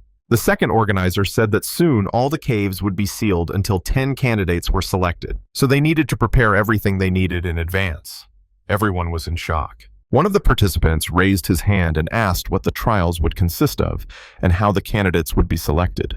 The second instructor began to explain, but the first and foremost interrupted him and said that only pathetic fools and cowards ask such questions. He simply waved his hand toward the huge crowd of students and told them only one phrase: to kill each other. Ryan Yeon announced the start of the third test and explained that they had to kill each other until only 10 of them remained. Some students were in complete shock, while others were fine with it. He tells them that they can hide or run as they please, but they won't be able to do so forever. Over time, the areas where they can stay will be limited, and anyone who ends up in a forbidden zone will be killed by the killing demons. Yoon-sol senses a strong intention to kill coming from these demons, and realizes that they must be amazing martial artists. One of the students asks if they are allowed to attack the killing demons. Ryan Yeon laughs loudly, expressing his delight at seeing candidates with such high goals. He confirms that they can, of course, fight them, and even kill them if they can. He then reveals an amazing reward. Anyone who kills a killing demon will immediately become one of the 10 demon lords. The disciples realize that this means killing one demon is more difficult than killing all the other participants. Ryan Yeon reminds them that they can team up with each other or ambush each other, and shouts that they must kill at any cost if they want to, as this is the path to becoming one of the 10 demon lords. As soon as the test begins, the students scatter in all directions. Yoon-sol runs quickly, realizing that he needs to move fast. He knows that he has attracted the attention of many students so far, and now he will have to try hard not to be the first to die. After all, if he doesn't leave immediately, there is a high probability that he will be attacked by a group, as has already happened. Yoon-sol decides that first he must get to a safe place, and the safest place for him is the Wandering Beast Pavilion. He rushes at full speed toward the familiar building. On the way, he slows down slightly and switches from running to walking. He notices that the texture of the ground has changed significantly. Something is wrong here. He touches the ground with his hand and realizes something else. He turns sharply around, his eyes still reflecting calmness. But suddenly he senses someone approaching. 3 warriors. A wounded young man appears, running and screaming for help, saying that someone is trying to kill him. The main character immediately reaches for his weapon, and he's right to do so. In this trial, he will have to kill. The young man offers to reward Yoon-sol if he helps him, and Yoon-sol wonders if this is a trick, but he sees that the young man's wounds are real. Yoon-sol senses 3 people following him and wonders if they are a team. He doesn't want to get involved, but he realizes that the young man's presence here will reveal his location. But the guy in front of him was so defenseless, shaking all over, looking so pathetic. And so at the last moment, Yoon-sol drags the young man with him into a hidden hole in the ground. The three pursuers arrive at the scene and wonder where their prey has gone, insisting that he couldn't have escaped. The leader decides that he will definitely kill this bastard and orders his companions to move and search for him, because he couldn't have gone far. After they leave, Yoon-sol pulls his head out of the ground, and the young man also climbs out of the pit. The young man warmly thanks Yoon-sol, saying that he survived thanks to him. Yoon-sol thinks that this pit was not just for hiding, and that Master Savu must have prepared it especially for him. Yoon-sol recalls that when he was in the pit, he felt his senses as a wandering beast expand more than usual. He was able to sense the sound of them pushing the ground with their feet, and the sound of them using their swords, all through vibrations. He could perceive everything as if he were seeing it with his own eyes. Yoon-sol realizes that this is the way of the wandering beast, using vibrations, and that this is what Master Savu wanted to teach him. Then he turns to the young man. The young man introduces himself as Kim Cho-ryong from the Blood Sect and asks his name. The young man ignores him and starts to walk away, and Choi-ryong follows him, urging him to wait. Cho-ryong explains that he ran away into the forest as soon as the third test began, but they relentlessly pursued him. He asks Unsu if he can join him, arguing that he feels that he is a trustworthy person because he helped him hide. Without waiting for an answer, he takes Yoon-sol's silence as consent and happily leaves with him. The boy looked at this main character with a smile and admiration. Suddenly, the sounds of a fierce battle could be heard in the distance. Yoon-sol senses this with his new vibration technique, and tells his companion that there is a battle going on there and that they should find another way. Cho-ryun is amazed by Yoon-sol's ability to sense vibrations and asks him to teach him how to do it. The boy simply walks away from him in silence. Nearby, a lone fighter faces more than one opponent and swears to avenge his comrades, even if it means selling his soul. The word revenge echoes in Yoon-sol's mind, as he senses a familiar kind of hatred in this fighter. Cho-ryong asks him what happened, why he suddenly changed so much in a second, and Yoon-sol announces a change of plans and that they will join the battle, which shocks Cho-ryong. As Yoon-sol advances toward the battle, he doesn't notice that some guy is already lying in wait for them in a tree, and soon he immediately struck the two guys who seemed defenseless to him. But the guy parried the sudden blow that was aimed at him. The bastard was surprised and wondered how Yoon-sol was able to stop the forbidden high technique of concealment, and asks him if he is also a professional assassin. But with a quick movement, Yoon-sol skillfully kills the assassin. Yoon-sol recalls how easily he dealt with one of the assassins and thinks that the concealment technique they use would have been very annoying if he had not studied the way of the wandering beast. Meanwhile, Cho-ryun screams in horror at the sight of blood. The main character felt that the fighter thirsting for revenge was surrounded, and Yoon-sol thought that if he helped this fighter get rid of the assassins, he might feel what it was like and tell him about the feeling of revenge being accomplished. The assassins decide to end it quickly, and one of them tells the fighter that he will kill him quickly, out of respect for the fact that he was the last one alive. But before he strikes, Yoon-sol intervenes and blocks him. The assassins are shocked, wondering where this man came from and if there are more enemies. They decide to kill Yoon-sol as well. One of them was already behind him, but the guy quickly returned from him and slipped between the two fighters. A fierce battle ensues, and Yoon-sol kills one of them. While Yoon-sol and the vengeful fighter fight side by side against the assassins, Gigi tries and rushes with his sword from fighter to fighter, easily killing them with a single blow to vital points, and they finish them off one by one. And then, when the main character slightly hesitates, the last assassin instantly rushes towards him.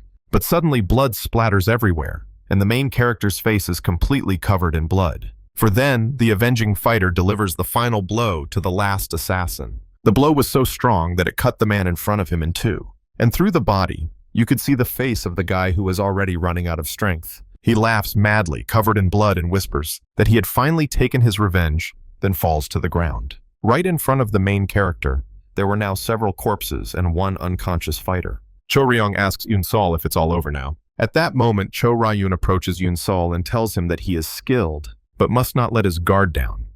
Then he suddenly attacks him with a hidden dagger. The blade of the dagger glitters in the light, but is met by the blade of another sword. Even without looking at him, Yoon-sol easily blocks the attack, and Cho-ryun is stunned and puzzled as to how he was able to stop him. Yoon-sol tells Cho-ryong that it's all his fault, because it was his fault that he couldn't ask his last question to the vengeful fighter. Cho-ryong asks in horror when he found out about him. Yoon-sol replies that he knew from the beginning, and explains that when they were hiding underground, he realized that Cho-ryong was hiding a set of weapons under his clothes. He adds that it was easy to notice because of how stiffly he moved his spine. Yoon-sol reveals that the reason he kept him around despite everything was because he was curious to see what he would do. He thought that watching a person try to deceive others would be useful to him in the future. Cho Ryan refuses to believe this and grits his teeth, insisting that his game was perfect. In a desperate move, he throws all his remaining hidden weapons at Yoon-sol. Yoon-sol easily dodges Cho Ryun's attack. Cho Ryun thinks to himself that he felt something strange while chasing him, and wonders if Yoon-sol can predict his movements. Yoon-sol skillfully dodges all the hidden weapons thrown at him and then strikes Cho Ryung. The blow hits his shoulder perfectly, releasing a huge amount of blood. Yoon-sol tells him that even the best hidden weapons are useless if they are discovered. He raises his blades in the air, and the wounded fool can only growl furiously at the main character. Cho Ryung lunges at Yoon-sol in a last desperate attempt, but Yoon-sol was unperturbed by such an opponent. The main character quickly ends the fight and finishes off Cho Ryung.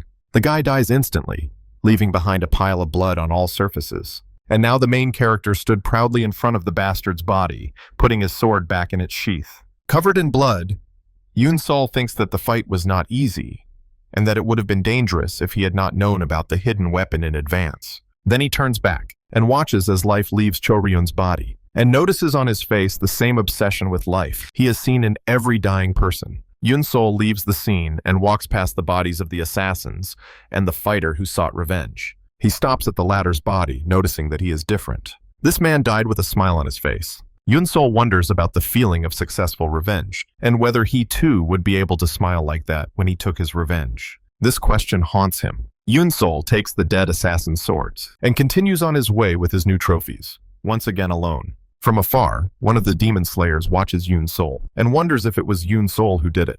The space is filled with dirty green and black smoke. Another demon says that Yoon-sol killed the professional assassins using only the basic techniques of the Fire Dominion sword sect. He admits that he is definitely talented, but adds that there are many others here who are just as talented as he is, and that if he doesn't improve, he won't be able to survive on Hell Island. The next day, Yoon-sol runs very fast and almost suffocates. Earlier, he discovered that he was being pursued by a group of students. One of them used a metal whip, attacking from a distance. Yoon-sol managed to dodge one of the attacks, but the weapon's trajectory changed in the air and hit him from behind. It hits him right in the back. The blow is very painful, and will surely leave a huge wound on the protagonist's back. Yoon-sol realizes that they will not back down and that he will die quickly, unless he finds a way out of this predicament. Meanwhile, at the instructor's camp, the chief instructor stands on a skylight. He asks his assistant to report on the situation. The other tells him that out of 86 students, 41 are still alive. The chief instructor, Hyuk Ryong-yong, is surprised that so many have survived even after 3 days. He concludes that those who remain must be skilled, and that it is time to truly test their skills. He asks his assistant to give him a map. Elsewhere on the island, swords clash, and one of the students is about to kill Yoon-sol by unexpectedly snatching the sword from his hands. Yoon-sol finds himself on the run from his pursuers once again. He thinks that the type of weapon they are using makes fighting in open terrain unsuitable for him, so he devises a plan that suits his situation. Meanwhile, the chief instructor, Hyuk Ryong-yeon, looks at the map and decides to limit the combat zone. The main character keeps running, but suddenly a look of confusion appears on his face. The commander then orders the release of the demon slayers in the area of the Sword of Fire sect, the very building where the main character underwent multiple training sessions. Yoon-sol heads straight for the building of the Sword of Fire sect, and behind him stretched a huge trail of blood. His pursuers also noticed it, leaving their iron whips for a second and thinking that the guy had definitely gone inside. His pursuers follow him inside. The pursuers wonder if he is hiding inside, and one of them mocks him for being cornered. Their leader thinks that no matter how fast he runs, he won't be able to get away from them. But suddenly he notices something and turns around sharply. At that moment, Yoon-sol suddenly attacks them from behind. The leader calls him a fool, thinking it's a naive trick that they won't fall for. Yoon-sol engages them in battle and takes his signature stance, skillfully dodging their weapon attacks, dodging like a god, and even parrying all attacks with his sword. The leader is stunned and perplexed as to how this bastard can read the paths of their sword techniques. Gigi grips his sword tighter to deal with this upstart. He lunges forward at tremendous speed, running up to them and cutting the throat of one of the bastards with a single movement. He immediately fell to the floor, and the second guy was shocked by such blows. He didn't even notice that the main character was only a centimeter away from his face with his sword. He tried to swing his whip at him, but it hit the ceiling and he couldn't attack. Then the man noticed this and realized that this place was not at all suitable for their weapons. Yunsol had no intention of stopping. On the contrary, he took an even bigger swing for the blow, and immediately chopped off the arm of the bastard standing in front of him in shock. Yunsol uses chaos and narrow corridors to his advantage. One of the pursuers realizes that this confined space weakens the power of their attacks, and before he can finish his thought, Yunsol kills him. In his final moments, the pursuer realizes that Yunsol deliberately lured them here. Yunsol thinks that his opponents are forced to shorten their attacks in this narrow space, which weakens their power and makes their movements more predictable. In addition, he notices that they are not very skilled. He concludes that he has a chance to defeat them if he fights them one-on-one. One of the pursuers shouts and attacks, but Yunsol dodges him. However, the whip unexpectedly bounces off the wall and hits Yunsol, breaking the window and causing him to lose his balance and fall to the ground. The guy realizes that this maneuver was not the best move of his life, and that his opponent is smart. One of the pursuers sees an opportunity and shouts to the others to move now and run away from this place. But before the pursuer can escape, he suddenly stops. Someone stopped him, coldly asking them what they were doing and whether they were running away. His aura was simply terrifying. He repeats his question loudly once more. Are these rats trying to escape from this place? One of them hesitantly replies that they didn't think it was a good idea to fight in that place. Moon Qian is enraged by their cowardice and kills them all in the blink of an eye. Instead of people, there is just a bloody mess in front of him. Such is his love for his students. He thinks to himself with contempt that this is exactly why he hates working with losers who haven't even reached the advanced hall. Yunsol watches the scene from afar. After the fighter finishes off the rest of the pursuers, he turns to Yunsol and asks him if he is their leader. The fighter praises Yunsol's skill and then asks him if the sword technique he used earlier was the Fire Rain sword. The assassin introduces himself as Wu Moonqiang and asks for Yunsol's name. But just as Yunsol is about to respond, Moonqiang laughs loudly, saying that he doesn't care about the name of someone who is about to die. Moonqiang fiercely attacks Yunsol. He clearly did not expect such a sharp blow. Yunsol tries to block the attack, but the whip wraps around his sword, and then easily breaks his sword. Moonqiang mocks him, saying that he heard that in the advanced hall of the Fire Rain sword sect, he was taught only one defensive technique. Yunsol is surprised and wonders how his opponent knows about shining mysticism, and whether he has an information network that he knows nothing about. Moonqiang attacks him again, scolding him for getting lost in thought in the middle of a fight. He swings his iron whip like a lasso and then throws it at the main character. The battle between them intensifies, and Yunsol realizes that his opponent is destroying everything in his path, and that there is no advantage in fighting someone like him in a confined space. Yunsol steps back to create some distance between them, but then the iron whip hits him again and pushes him back hard. Yunsol almost fell on his back, because such a blow could have simply crushed his insides. But the guy managed to stay on his feet. He returned to his signature stance with his sword. Moonqiang slowly approached and expressed his disappointment. He also told Yunsol that with such skills, he was no match for him. Moonqiang unleashed a total attack on him with his chain weapon, luring Yunsol into an iron web from all sides. Now he was truly trapped by all these parts and blades of the strange weapon. And the bastard laughed, because very soon the white whip technique would kill the guy by simply squeezing him like a hydraulic press. Inside this iron sphere of blades, the guy realized that he didn't have enough defensive strength to block such an attack. In that case, he needed to find another solution, and he remembered his master from the fire pavilion. Strength and energy filled his body, and he gripped the sword's hilt more tightly. Suddenly, his eyes, overflowing with energy, opened a little wider. The bastard outside is shocked to see the guy still trying to get out. He sarcastically asks him if this is his last fight, believing that defensive techniques like radiant mysticism won't save him. But the sphere has already cracked. But he was stunned to see that Yunsol was still fighting. Then Yunsol managed to break free from the web that Moonqiang had woven with his weapon. It was an explosion of energy from the main character, with lightning striking after the sound wave. And the main character immediately rushed forward with his new lightning technique. Capable of piercing steel, Yunsol concentrates his energy and then unleashes a massive attack, which completely catches Moonqiang off guard and breaks through his defense, leaving him in a state of shock. And then he cuts him to pieces. The main character's face was impassive. He wanted to kill this bastard who stood in his way, and the spirit gradually left the body of the cut-up master. Yunsol stands, breathing heavily after the battle, remembering how he repelled Moonqiang's attack with a powerful burst of energy, unleashing the incomparable lightning and thunder technique, a destructive technique that completely annihilates his opponent.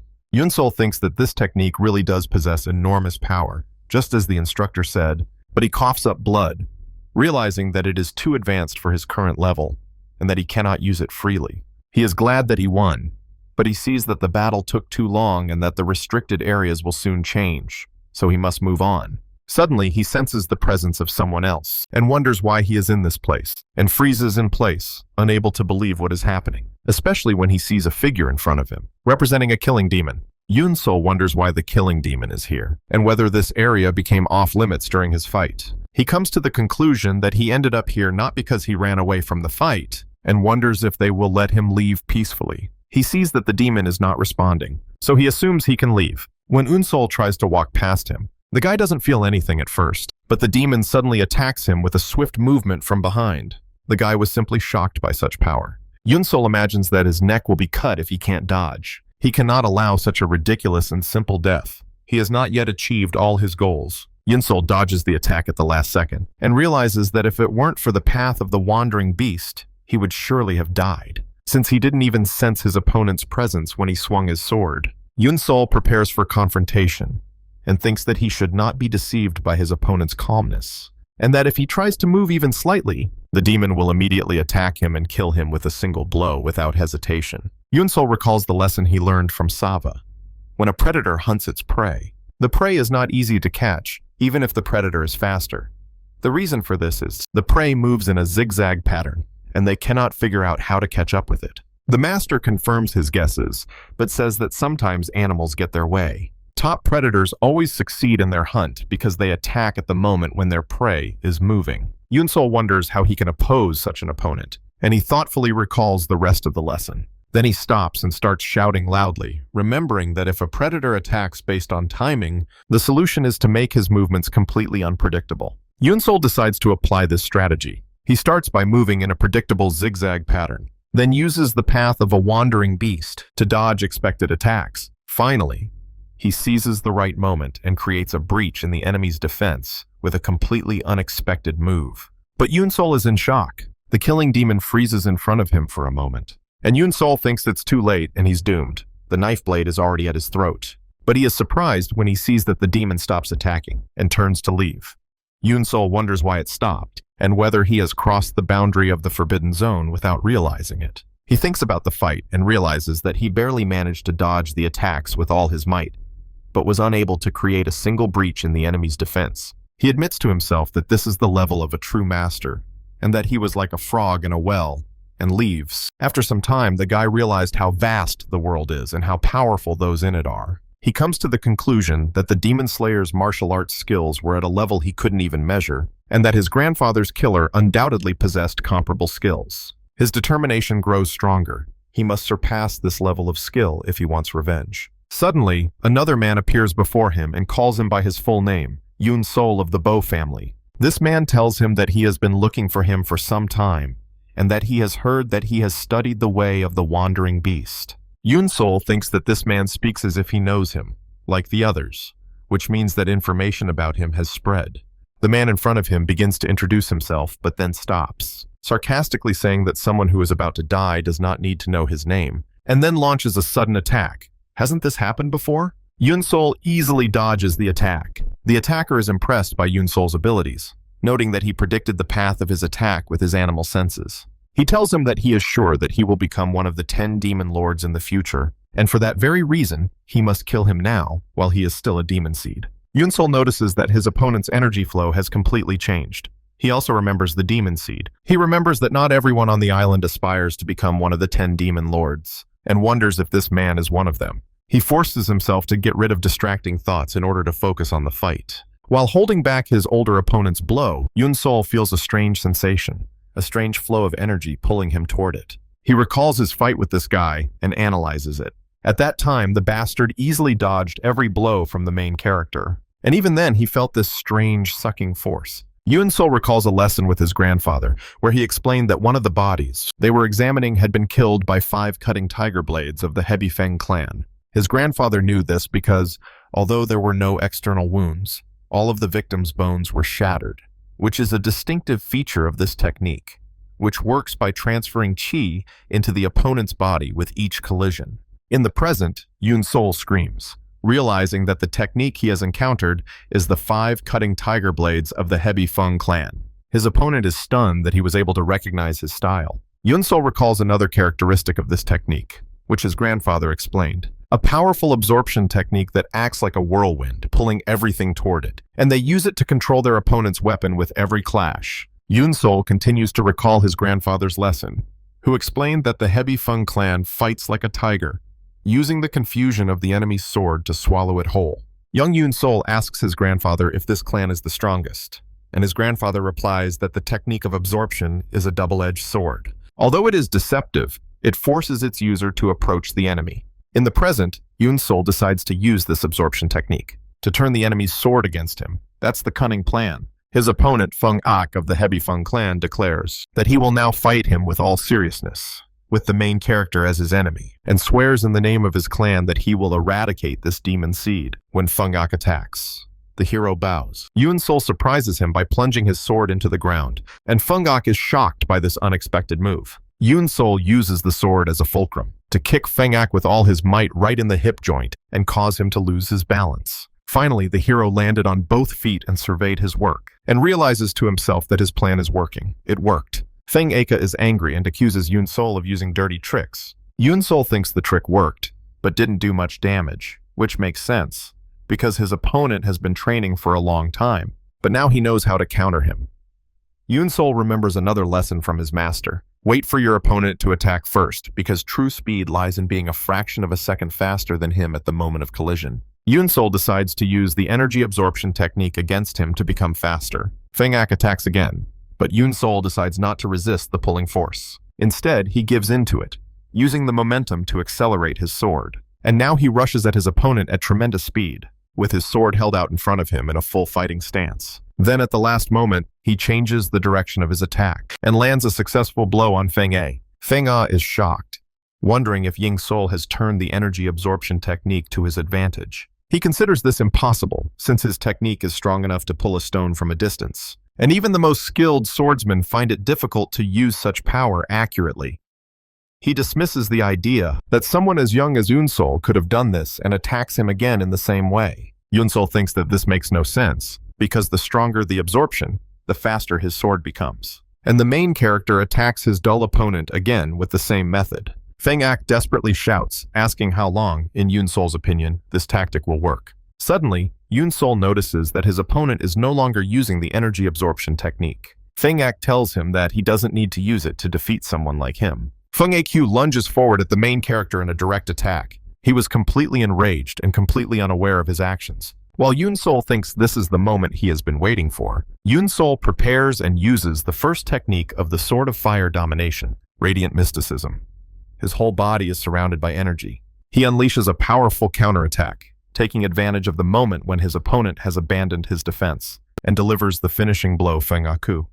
That's how they stood in the middle of the battlefield. The main character was at the limit of his abilities, while his opponent stood as if nothing had happened and everything was normal. Suddenly, the outline of a cut and blood appeared on his arm, and in the next second, the entire wound became visible.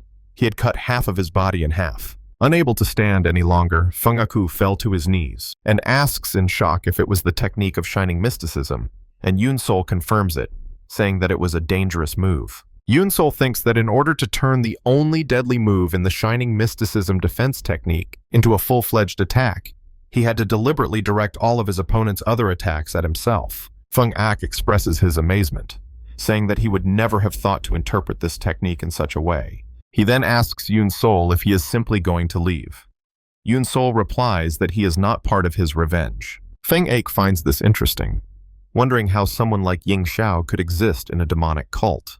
Yunsol tells him that he hopes they will never see each other again, and then turns and walks away. Feng Ak falls from his injuries, falling right on his butt. It was very bad. And suddenly another man appears behind him, and Feng A asks him if he is here to kill him. The masked killing demon addresses Feng Ak, noting that he was very useful to someone from the righteous cult, and that his death is regrettable. Feng Aq realizes that they knew he was a spy from the beginning, and the demon tells him that he underestimates the devil's palace. Then he says goodbye and raises his sword, and kills him with a single slash. The scene shifts further, to a completely different place on the island. One of the disciples ran for his life. Then he hides behind a tree to catch his breath and heal his wounds. We see how So Jin-ha pulls the tools stuck in his body out one by one. He throws them away randomly. He no longer needs them. Then he stands there, breathing heavily and wounded. A group of opponents appears before him, and their leader tells him that he is out of luck. He mocks him, asking if he really thinks he can escape after being poisoned with a special poison, Hell's Blood Fortress poison,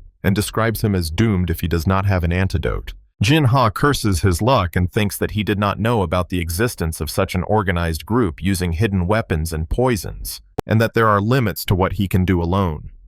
His opponents notice that Jin-ha is holding a sword in his left hand and ask him if he intends to fight them with it. The leader tells him that even if he is talented, a right-handed swordsman cannot suddenly master his left hand and advises him to surrender. Then they begin to attack him together. They throw swords, daggers, shuriken darts, whatever they can get their hands on at him. But Jin-ha fights them off with amazing skill, but they quickly wound his arm. Not very pleasant. He realizes that he has been hit by another poison needle. Damn bastards. And that if he doesn't get the antidote within 15 minutes, it will be all over for him. Surrounded and wounded, he begins to consider surrendering. Suddenly, Jin-ha hears a scream, as her attackers are ambushed by an unknown assailant, who finishes them off one by one, while they scream, asking who is attacking them. At the last moment, Yoon-sol intervenes and rescues So Jin-ha from the ambush. Taking the sword firmly in his hands, the main character moves forward. With quick and decisive movements, Yoon-sol eliminates all the attackers. So Jin looks on in shock as the main character repays his debt, leaving the bodies of his enemies scattered on the ground. Yoon-sol stands in the middle of this carnage and looks at the guy, while Jin-ha cautiously retreats and asks him to wait, assuring him that she has no ill intentions towards him. But instead of killing, So the main character searches the body of one of the attackers, finds a vial, and realizes that it is an antidote. She thinks that with this antidote, it will be easier for her to resist the other members of the hellish blood fortress. When Yoon-sol turns to leave, Jin-ha asks him to wait again, and asks him what he wants from him. The guy tells him that he is poisoned, and has only 10 minutes before the poison spreads throughout his body. Yoon-sol coldly replies that he is mistaken and explains that he came here to kill everyone, including him. She adds that the only reason she is letting him go is because she does not feel the need to kill him herself. Jin-ha admits that he will die if he leaves him, and that in the end, he is just another competitor to him. In a desperate attempt, he offers to work with him if he gives him the antidote. Yoon-sol is initially shocked, not understanding what is going on. Then frowning, she asks him why he would do that. Jin-ha explains that there are only 20 people left, and that everyone except them belongs to groups. He says that no matter how strong he is, he cannot fight them all alone. He adds that if he works with him, he can provide him with information about their martial arts, and swears that he will never betray him if he saves his life. Yoon-sol considers this offer. Based on what he has seen in him so far, he concludes that despite his pride and independent behavior, he does not seem like someone who would resort to deception or betrayal. He asks about the terms of the agreement, and he proposes that they work together until only the two of them remain, and they swear not to betray each other. After a moment's thought and tears from the guy opposite, Yoon-sol finally takes out a bottle of liquid and throws the antidote right into his hands. And catching it, the guy thanks him. And while the guy is treating his wounds, Yoon-sol hears a strange sound and wonders if another restricted area has been created. He tells Jin-ha that they need to leave, but he replies that he doesn't think this area is forbidden. Yoon-sol urges him to think, explaining that most parts of the island have already become forbidden, and the appearance of a new restricted area now most likely means that the other participants will head here. Indeed, other groups of students begin to appear, and they begin to surround them, and Yoon-sol realizes that it is too late to run. After all the surviving teams and fighters were here, preparing to kill them. The guy stares at the crowd of rivals in front of him. One of the newcomers catches Yoon-sol's attention, and he feels that this person is different from the others. One of the students suggests that everyone agree to kill Yoon-sol and Jin-ha first. Another recognizes them, Bo Yoon-sol, who has studied the way of the wandering beast, and So Jin-ha, who should not be underestimated for his sword skills and his investigations into other students. The leader of the opposing group thinks that now they know about Yoon-sol and So Jin-ha, and that he wondered why they didn't team up, and guesses that they are now working together. The guy looked at his new ally and saw the vial in his sleeve. Yoon-sol remembers the vial of antidote powder he received, and so Jin tells Yoon-sol that he is using the poison from Hell's Blood Fortress, and that it will give them a chance. Jin-ha throws the powder into the air, and the enemies panic, believing it to be the Hell's Blood Fortress poison. Yoon-sol and Jin-ha use this opportunity to escape. One of the opponents realizes that the powder is not poisonous, and that they have been tricked, and the leader orders them to pursue them. Jin-ha thinks that the powder creates thick smoke, which is good for deceiving the eyes. Jin-ha thinks that the open terrain is not to their advantage, and that they should head for the rock formations, where there are many small caves.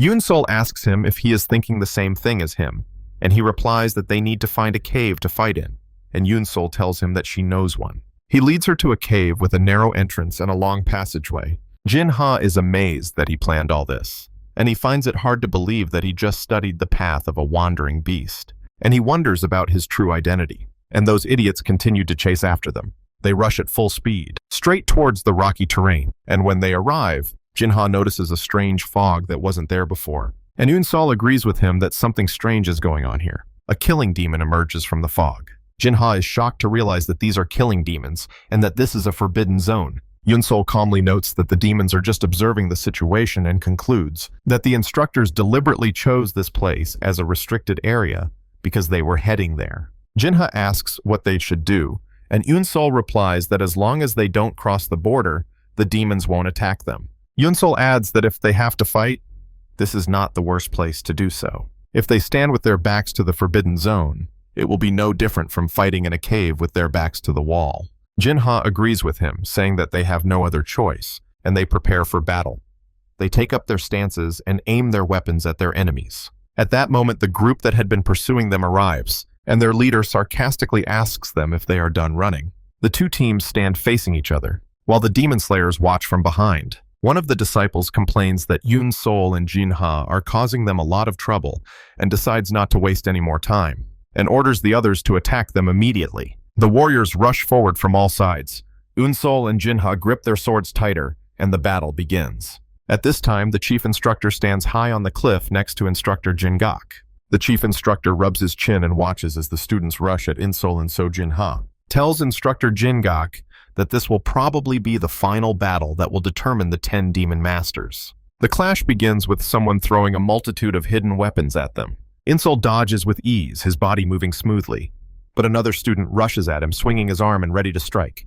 The student's sword swings down sharply, but Yoon-sol shifts slightly to the side, calm and focused. With the same movement, he counterattacks, his strike fast and accurate. The blade reaches its target. His opponent gasps as blood pours out, and Yoon-sol becomes the first to shed blood. So Jin-ha also rushes forward in his own battle, defeating the student in front of him with quick precision. Another opponent lunges from behind, but his sword describes an arc behind him, clean and merciless, defeating several opponents in an instant. He exhales sharply, his breath trembling, almost exhausted, as he looks ahead, trying to recover. But there is no time to rest. Another disciple jumps in with a crushing blow.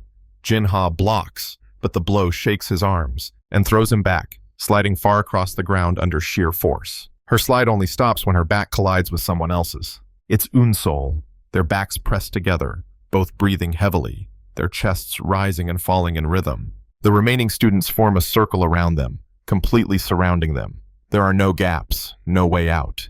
Jin-ha stabilizes her stance and directs her sword outward. Yoon-sol parries it, raising her own blade, ready to continue. Still breathing heavily, Jin-ha glances at Gigi out of the corner of her eye. She asks, "Are they really going to die here?" Then he exhales a trembling laugh, a faint smile curving his lips. He has no regrets. He gave everything he had. Yoon-sol listens, his own breathing uneven. His words echo in his mind, no regrets. His eyes still burn with a stubborn will to live. A memory flashes in his mind, his grandfather's warm, gentle smile. Then it changes, warmth replaced by horror. His grandfather's broken body, left to rot in the open air. Something inside Yoon-sol twists violently. His expression hardens, and in a quiet, trembling voice, he mutters that he cannot die here. At that moment, his eyes light up, glowing red with rage and an unshakable determination to live. Two enemies rush down from above, their intent to kill almost palpable. Yoon-sol does not move. He waits. Then, preparing his sword for an arc strike, he twists his wrist back and grips the hilt tighter. His hand moves as if in a fog. Two flashes of sword energy cut through the air, clean and simultaneous. The attacking enemies freeze in midair. Blood spurted from their throats before they even hit the ground. Yoon-sol moves on. Before their bodies touch the ground, he moves again. His eyes are cold and empty, his movements sharp and lifeless, as if possessed. Insol pushes off with his foot and leaps forward. With one movement, his blade pierces 3 opponents at once. None of them even have time to react before they fall. The rest recoil in panic. What kind of sword technique is this? We must kill him first. Seeing how dangerous he has become, they rush at him together, drawing their blades. Insol does not move. He waits. He concentrates all his energy, his senses focused on a single point. Move as your instincts guide you. The words of the Wandering Beast Pavilion echo in his mind. The memory takes him back to his training with Sa Wu, the master of the pavilion, whose calm voice tells him that he has already mastered the sword technique of the Wandering Beast Pavilion. Insol's eyes suddenly become empty, consumed by a thirst for blood. The redness deepens, fierce and wild, like a beast let off its chain. Then, chaos. His sword dances in the air, each movement unreadable, impossible to follow. When the flurry ends, Insol stands alone. The bodies of those who rushed at him hang briefly in the air, then collapse, lifeless. The chief instructor and instructor Jin Hagak stand frozen, unable to speak, their eyes wide with disbelief. The bodies hit the ground hard, one after another. Insol's breathing evens out as his consciousness slowly returns. He looks at his sword, his thoughts racing. But before he can finish his thought, a deadly fist flies towards his face. His instincts kick in. Insol tilts his head and raises his sword, blocking just in time. The attacker grins, baring his teeth in excitement. Insol struggles to maintain his block, every muscle tense. The grin widens. "Gotcha," hisses the opponent. Chi flows into his fist, multiplying its power. Insol's sword vibrates violently, then cracks. In the next moment, it shatters into pieces. The blow throws him back across the plains. He falls heavily, bouncing once, twice, 3 times before coming to a stop, his body scraping across the ground. Jinha sees him fall. She abandons her fight, turning toward him, shouting his name. Her opponent smirks. Bo Yunsol is almost dead. Ignoring him completely, Jinha screams again, her voice breaking. "Yunsol, get up!" After all, the guy was flying straight into the restricted area. Yunsol's vision blurs, his head spins. The world falls silent. For a moment, he hears nothing. Then So's voice cuts through the fog. Alarming. Desperate. The forbidden zone. He looks down. The dark purple fog on the ground confirms it. He is beyond the border. He exhales, defeated, but slowly raises his head and meets a pair of monstrous bloody eyes. In an instant, he moves. His claw cuts through the air as if through fog. Insol's focus sharpens. He watches as the claws descend, ready for death or disobedience. The chief instructor, seeing the impending carnage, opens his mouth wide, taking a huge, desperate breath for a mighty roar. With heart-wrenching force, he roars at the top of his lungs. Enough. The sound is a seismic wave of authority, powerful enough to shake the entire hellish island to its foundations. All heads turn sharply, drawn by the shockwave, to where he stands. Fortunately for Insol, the deafening roar and the shaking ground cause the killing demon to halt its attack, its claw freezing just inches from Insol's face. But when Insol looks up, his gaze catches the figure of Sa Wu, master of the Wandering Beast Pavilion, standing directly behind the demon, his sword pressed against the demon's throat with its cold blade.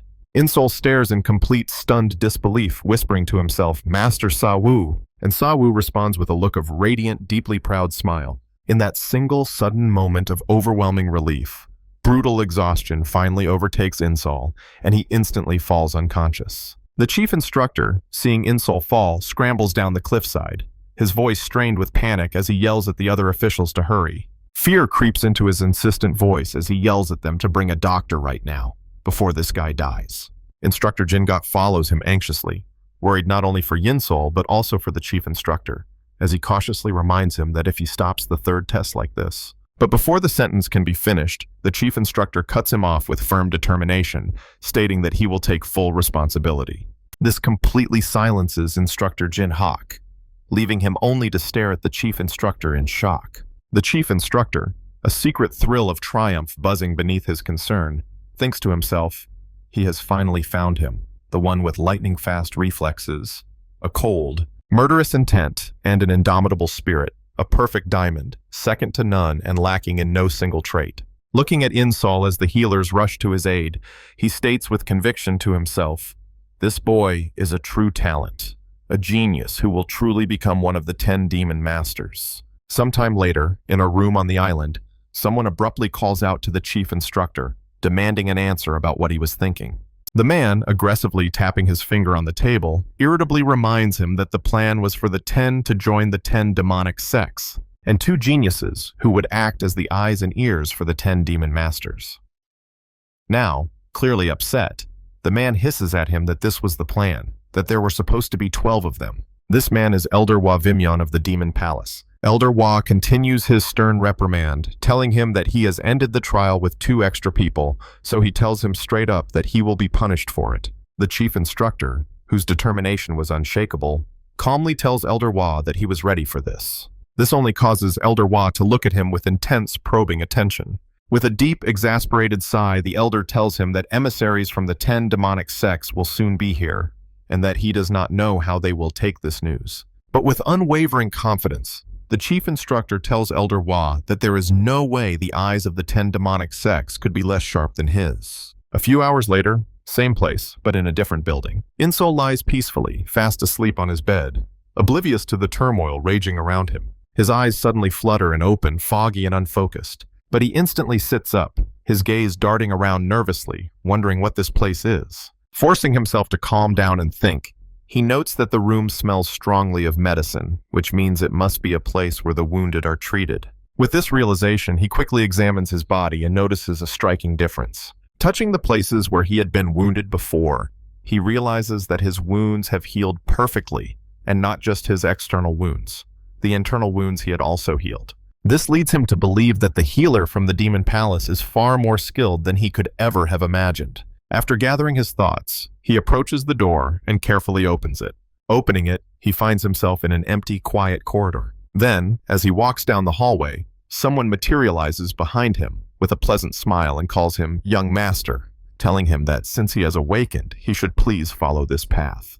Insol nods and silently follows him as they both descend the stairs in silence. Reaching the bottom, Insol's eyes widen in pure shock at the scene before him. The other students from Hell Island are sitting right here, all casually eating in this restaurant-like hall. Sitting down, he looks out the window and sees various buildings and structures. Still looking out the window, he asks the man who brought him down where they are, to which he replies that they are in the very center of Hell Island. Yunsol asks if this is really Hell Island, then concludes that it must be, because it was a forbidden region when he was scouting the island. Therefore, he states that he now clearly sees why.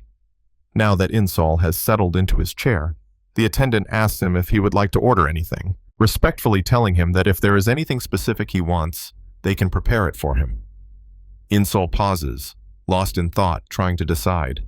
Then, looking out the window, he gestures with his finger, without turning his head, and tells the attendant that he would like 2 bowls of noodles, please. In just a few moments, his order of 2 steaming bowls of noodles arrives at his table. Insol remains motionless, staring at the bowls of noodles, deep in thought. His mind suddenly takes him back to the tender, peaceful times he spent with his grandfather, eating noodles together. Then he picks up his chopsticks and begins to eat, continuing to stare out the window. Then, without warning, So Jinha slumps down in the seat opposite him, asking him with playful defiance if he loves noodles so much that he ordered 2 bowls just for himself. Unsol, not in the mood to joke with him, uses his name directly and asks what's wrong, and she replies casually, "Well." He abruptly cuts her off and looks away, his expression thoughtful. Turning to him, he lets out a quiet sigh and sincerely thanks him for saving his life there. Insol stares blankly at him as he continues to speak, telling him that if it weren't for him, the guy would probably be dead by now. When he finishes, he asks him what he is talking about, then tells him that he just killed the enemy he saw in front of him. So Jinha is visibly shocked by his response, asking him what he is talking about and if he really doesn't know. She then calms down and explains to him that there were 12 members who were supposed to survive the 3rd trial. But, pointing her finger at him, she informs him that the chief instructor suddenly intervened to save him, so now there are 14 of them. Therefore, looking away, with a blush of embarrassment on his cheeks, he informs him that he did indeed save him, adding that he just wanted to thank him for it. He also adds that he is not the type to go around saying such things, but pauses and clears his throat. But even after a detailed explanation, Yunsol still looks back at him, completely confused. He catches his blank stare and realizes that he really didn't know. Shrugging it off, he tells him that it has been 4 days since he lost consciousness. Hearing this, he sinks into deep thought, lowering his head. Then, raising his head, his face serious, he tells her that he thought only one day had passed. This only makes So laugh, as she tells him that he was lucky that the mad doctor happened to be nearby. Thinking of the mad doctor, he recalls that he was once known as the Divine Hand, the best doctor in the world.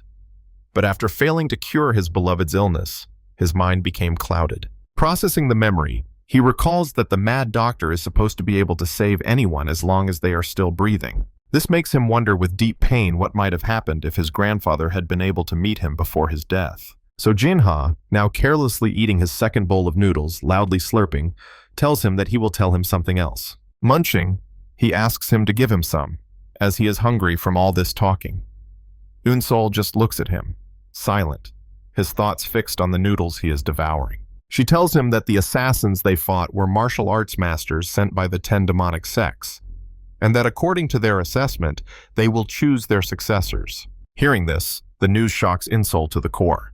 Then he regains his composure and says that he understands, and that it is not surprising that those guys' skills were equal to those of the instructors. He asks So Jinha if he knows why the chief instructor saved him, but the reason is also a mystery to him, as he tells her that this is what he wanted to ask her about.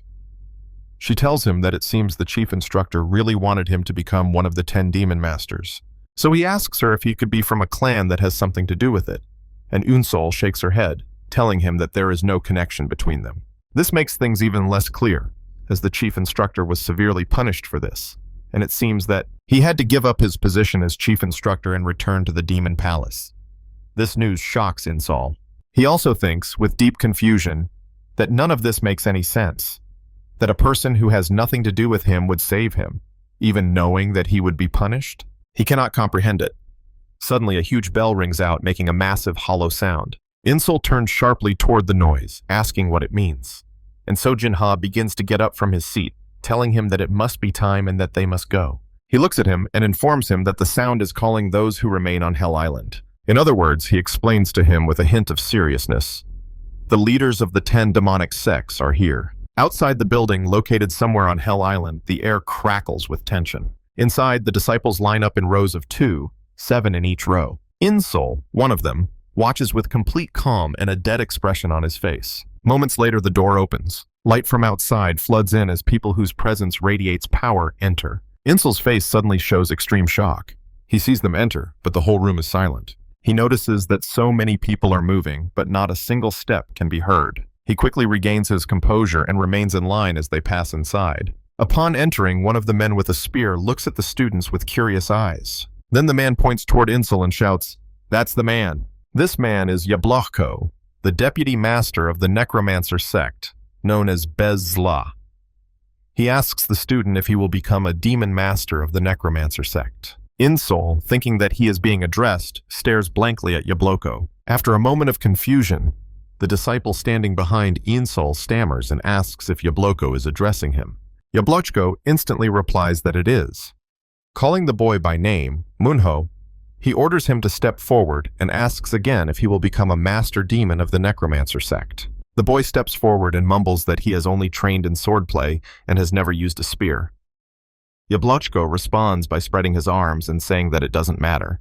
He tells the boy that he was born with a physique made for the necromantic spear. Now that the boy is standing before him, Apple pokes him in the chest and tells him that since he has the body and talent suitable for the spear, but instead trained in swordplay, he was unable to achieve great success even with such a physique. Young Munho stands stunned and silent. Immediately after that, Apple turns to leave, telling him that if he understands, he should follow him. Young Munho hurriedly follows him, shouting, "Yes!" Another member of this group laughs and announces that it is now his turn. With a cheerful expression on his face, he introduces himself as Jikyo Han, the deputy master of the Hellblood Castle, also known as the Honorable 10,000 Poisons, the Red Wild Soul. Despite his light tone, all the disciples look on in fear, their eyes downcast, remembering that he is a master of the poison arts who can kill all living things within a radius of 30 steps with a single wave of his hand. Jikohan slowly raises his hand, points, and names one of them, So Jinha. He opens his palm toward him and asks if he will become the demon master of the Hellish Blood Castle, but he stands motionless, his eyes full of thoughts. He remembers that since childhood he has been called a sword genius.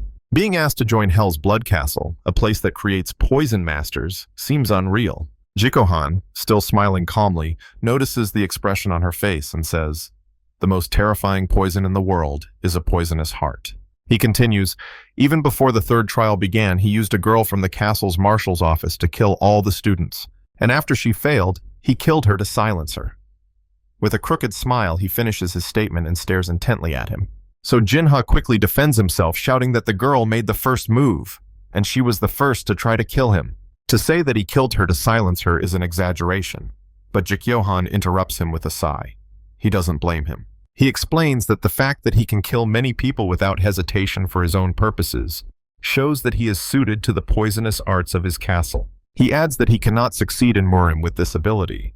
Only the chosen few can command Murim with a sword or blade. Then, with a welcoming gesture, he says that he has greater abilities with poison than with fencing. So Jinha stands quietly, thinking, his gaze sliding toward Insol. His eyes linger on him, and his mind is filled with echoes of the words about the Chosen One. As he recalls hearing that he first learned to wield a sword during the 10 Demon Masters trial, and that in such a short time his fighting power had become comparable to what he had achieved after 10 years of effort.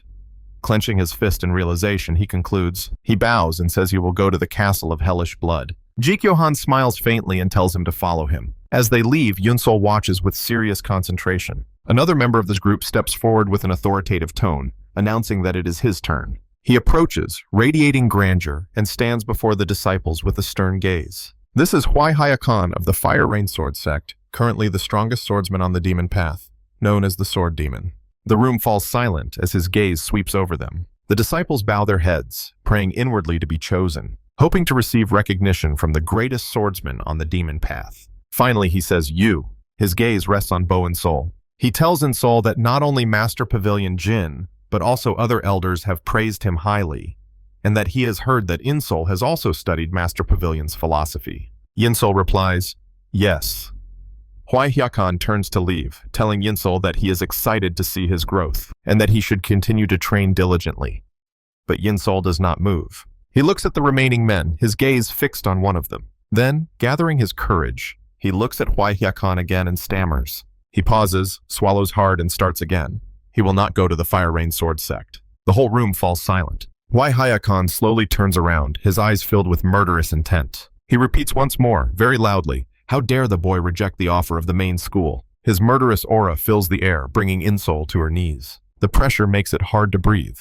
Nevertheless, Insol pushes his voice through the suffocating weight, saying that, as far as he knows, he is allowed to reject offers. Huai Hyakan, now a little calmer, eases the pressure and asks where Insol wants to go after rejecting his sect. Yunsol, still sweating and gasping for air, sighs with relief that he can breathe again. Then he boldly says that he wants to go to the Wandering Beast Pavilion. Huai Hyakan's face hardens. "The Wandering Beast Pavilion?" he repeats. His rage explodes.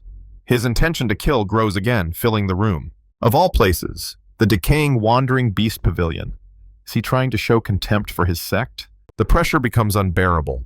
Even the other representatives stagger. Insol grits his teeth, barely managing to endure it. Huai Hyakan steps forward, towering over Insol, whose lungs struggle under the suffocating force. It was the true power of the greatest demonic sword before him. But before anything worse can happen, one of the representatives stands in front of him. Everyone looks on in shock. The disciples cannot believe it. The man standing in front of Insol is from the Wandering Beast Pavilion. Huai Hyak's voice trembles with anger as he asks how a mere master of a secret pavilion dares to block his path. His intention to kill intensifies again. The man staggers, but stands firm, gripping the hilt of his sword tightly. The disciples think he is mad, bearing his sword before the sword demon. Insol, still on the ground, looks at Elder Saw in shock. Huai Hyakan, boiling with rage, tells the man that he is crossing the line because he is close to the pavilion master, Jin. Elder Saw does not respond. His sword remains half-drawn, his stance unshaken. Another representative, pale with fear, thinks that if the sword demon loses his temper, he may drag the other candidates into it as well.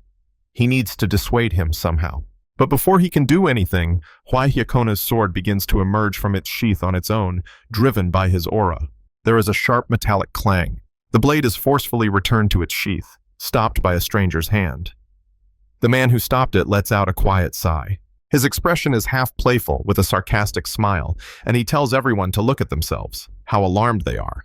Then, in an authoritative tone that fills the room, he says, "Enough." The hall, filled with tension, falls silent for a moment. The man who stopped the chaos still holds Hwai Hyak's sword from being sheathed. Hwai Hyakon looks at this man with the fierce irritation he still feels toward Sa Wu. The man releases his sword, and Hwai Hyakon now calls him by name.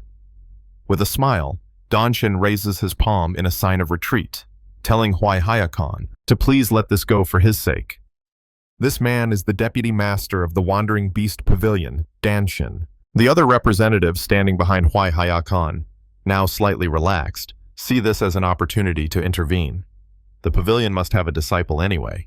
Hwai Hyakun, still seething with anger, pauses, quietly considering this with cold eyes. So Wu, having sheathed his sword again, still stands guard while Yunsol behind him tries to get up, catching his breath.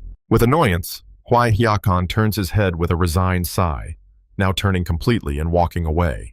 He tells Danshin that if he is taking the boy away, he should do so quickly, before his sword slips out on its own. Danshin, with his playful manner, claps his hands, thanking him for his understanding. Danshin, with his narrow eyes, now turns to Insol with a smile, while Insol wipes the sweat from his face, breathing a sigh of relief. As the tension eases, Sa Wu remains calm and pats Insol on the back, while Danshin tells them both that it's time for them to go too.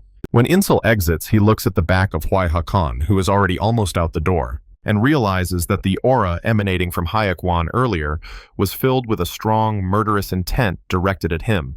Now looking at the backs of Sa Wu and Danshin, he thinks that if they hadn't intervened and stopped it, he finishes this thought with a heavy swallow. He doesn't even want to imagine what would have happened, so he quickly hurries to catch up with Sa Wu and Danshin, walking behind them. Outside the hall as they walk, Sa Wu tells Insol that his skills have improved incredibly since he last saw him, and Insol replies that it's all thanks to him for teaching him the arts of the Wandering Beast. Sa Wu then playfully pats him on the head, telling him that he didn't expect him to choose the Wandering Beast Pavilion, and calls him promising.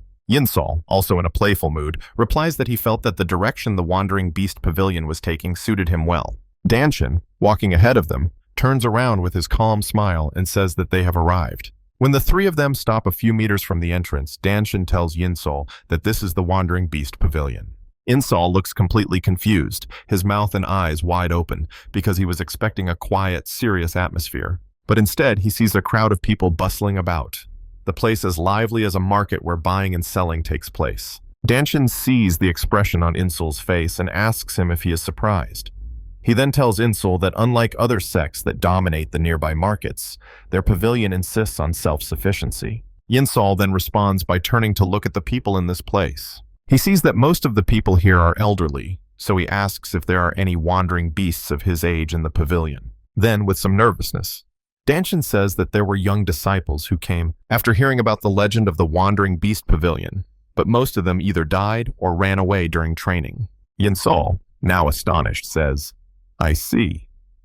Meanwhile, Danshin looks far ahead, and seeing what he is looking for, says that the place will do. They head to a place that looks very shabby. Then Danshin tells Insul that from now on, this will be his quarters. Danshin points to another place and tells Yinsol that if anything needs to be repaired, he should talk to the blacksmith over there, who can provide him with the necessary tools.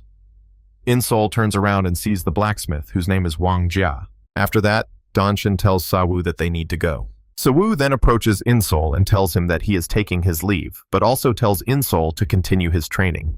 Yinsol, looking innocent, calls him master and asks if he is not staying here. But Danshin answers this question with a smile, telling Yinsol that Sa Wu is the head of the secret transmission hall. He explains that even if it is for his protection, Sa Wu has neither the authority nor the power to recklessly challenge the sword demon, and informs him that everyone must pay for what they have done. Insol looks at both men with confusion in his eyes and asks what they mean by paying for it. He then asks if they are leaving now because of this. Sa Wu looks encouragingly at Insol, telling him not to worry and that it is only a minor punishment. Yinsol still looks gloomy, so Sa Wu unexpectedly playfully slaps Yinsol on the back, telling him not to even think about slacking off just because he's not here, and says he'll check in often to see how he's doing. Even after the slap, Insol remains motionless, looking sadly at Sa Wu and deep in thought. As he leaves, Insol tells Sa Wu to please take care of himself. Danshin, who is still there, calls out to Insol and tells him that he is not yet officially a disciple of the Wandering Beast Pavilion. This leaves Insol completely confused, and he asks, "What?" Danshin now leans very close to Insol. In this position, he tells him that he has become the successor to the Heart Demon. But that does not mean that he is officially a disciple of the Wandering Beast Pavilion. Danshin finally opens his narrow eyes. His smile disappears, and he tells Insol that the weak cannot become disciples of the Wandering Beast Pavilion. Insol's eyes widen and various thoughts swarm in his head. With seriousness in his voice, he shouts out, asking Danshin if that means that if he becomes strong enough, he can become a disciple of the Wandering Beast Pavilion without any other procedures. Danshin returns to his usual smiling manner and replies that everything is exactly as he said. He tells Insol that there is no use for formalities or empty rituals in this pavilion. He then explains to Insol that every disciple here represents the Wandering Beast Pavilion itself, so there is no need to force oaths or allegiances. He tells Insol that, without worrying about anything else, he should train in martial arts and become stronger. Then Danshin strikes his chest with his clenched fist and tells Insol that he needs to become strong enough to be recognized as a true disciple of the Wandering Beast Pavilion. Finally, he tells Insol something that shocks him. Everyone here is his teacher, but he adds, getting excited about what he is about to say, that whether they want to teach him or not is up to them. The next day, at Ironstaff Peak, a tall, rugged mountain mostly covered in fog, somewhere nearby, Insol stops to catch his breath, breathing heavily and sweating. Stopping, he places his palm on a ledge and looks ahead, sweat dripping from his chin. Then, without wasting any time, he continues his ascent, still holding his palm on the mountain. As he climbs, he thinks that he is almost at the top. Then he remembers Danshin's words.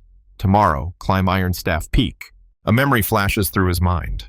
Danshin tells him that there is a master there who will teach him the best technique for internal cultivation. Now finally, the summit is within reach. His head appears, and he has finally reached the summit. But before Insol has time to climb to the surface, he hears a voice saying, "So, this is the one chosen as the successor to the Heart Demon of the Wandering Beast Pavilion." On the surface stands a man in monastic robes, his back to Insol, his hands clasped behind his back. Insol quickly climbs to the surface, bowing his head, fist to palm, greeting the man, saying, "That's right, and by order of Deputy Master Dan." Before he can finish his name, the man interrupts him, saying that Insol must be here to learn the method of internal cultivation. The man tells Insol that he has already cultivated internal energy but is seeking a higher level. But Insol, who has never cultivated before, stares blankly, unable to utter a word. The man turns slightly to look at him and tells him that he can feel chi flowing from his body and that it is not the chi of a beginner. It is something that has been systematically accumulated since a young age. Insol, still not understanding anything, replies that he has lived his entire life as an undertaker and has never practiced any internal cultivation techniques. The man smiles faintly, saying that it must be one of two things. In an instant, he closes the distance between himself and Insol, bringing his face closer with a frightening aura, telling him that he is either the greatest liar under the heavens or has mastered the arts of internal cultivation in his sleep.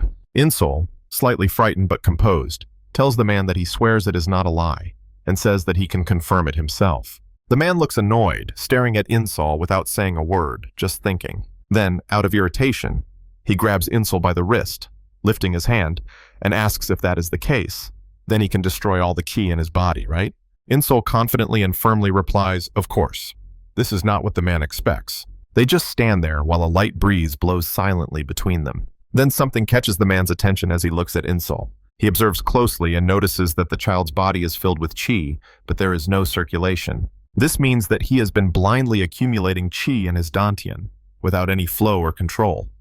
Something impossible under normal circumstances. He suddenly pulls Insol closer by the wrist, and Insol cries out from the sudden jerk. Now that Insol is close enough, the man looks down at him and asks who he is. Screaming in despair, he asks Insol who taught him to accumulate chi, but Insol only becomes more anxious, looking back without understanding, unable to answer. Confused, Insol looks up at him, not understanding what he is talking about. Letting him go, the man studies him for a moment before asking if anyone in the past taught him how to calm his mind or breathe properly. Insol thinks for a moment and replies that his grandfather once taught him a breathing technique. He tells Insol to show him.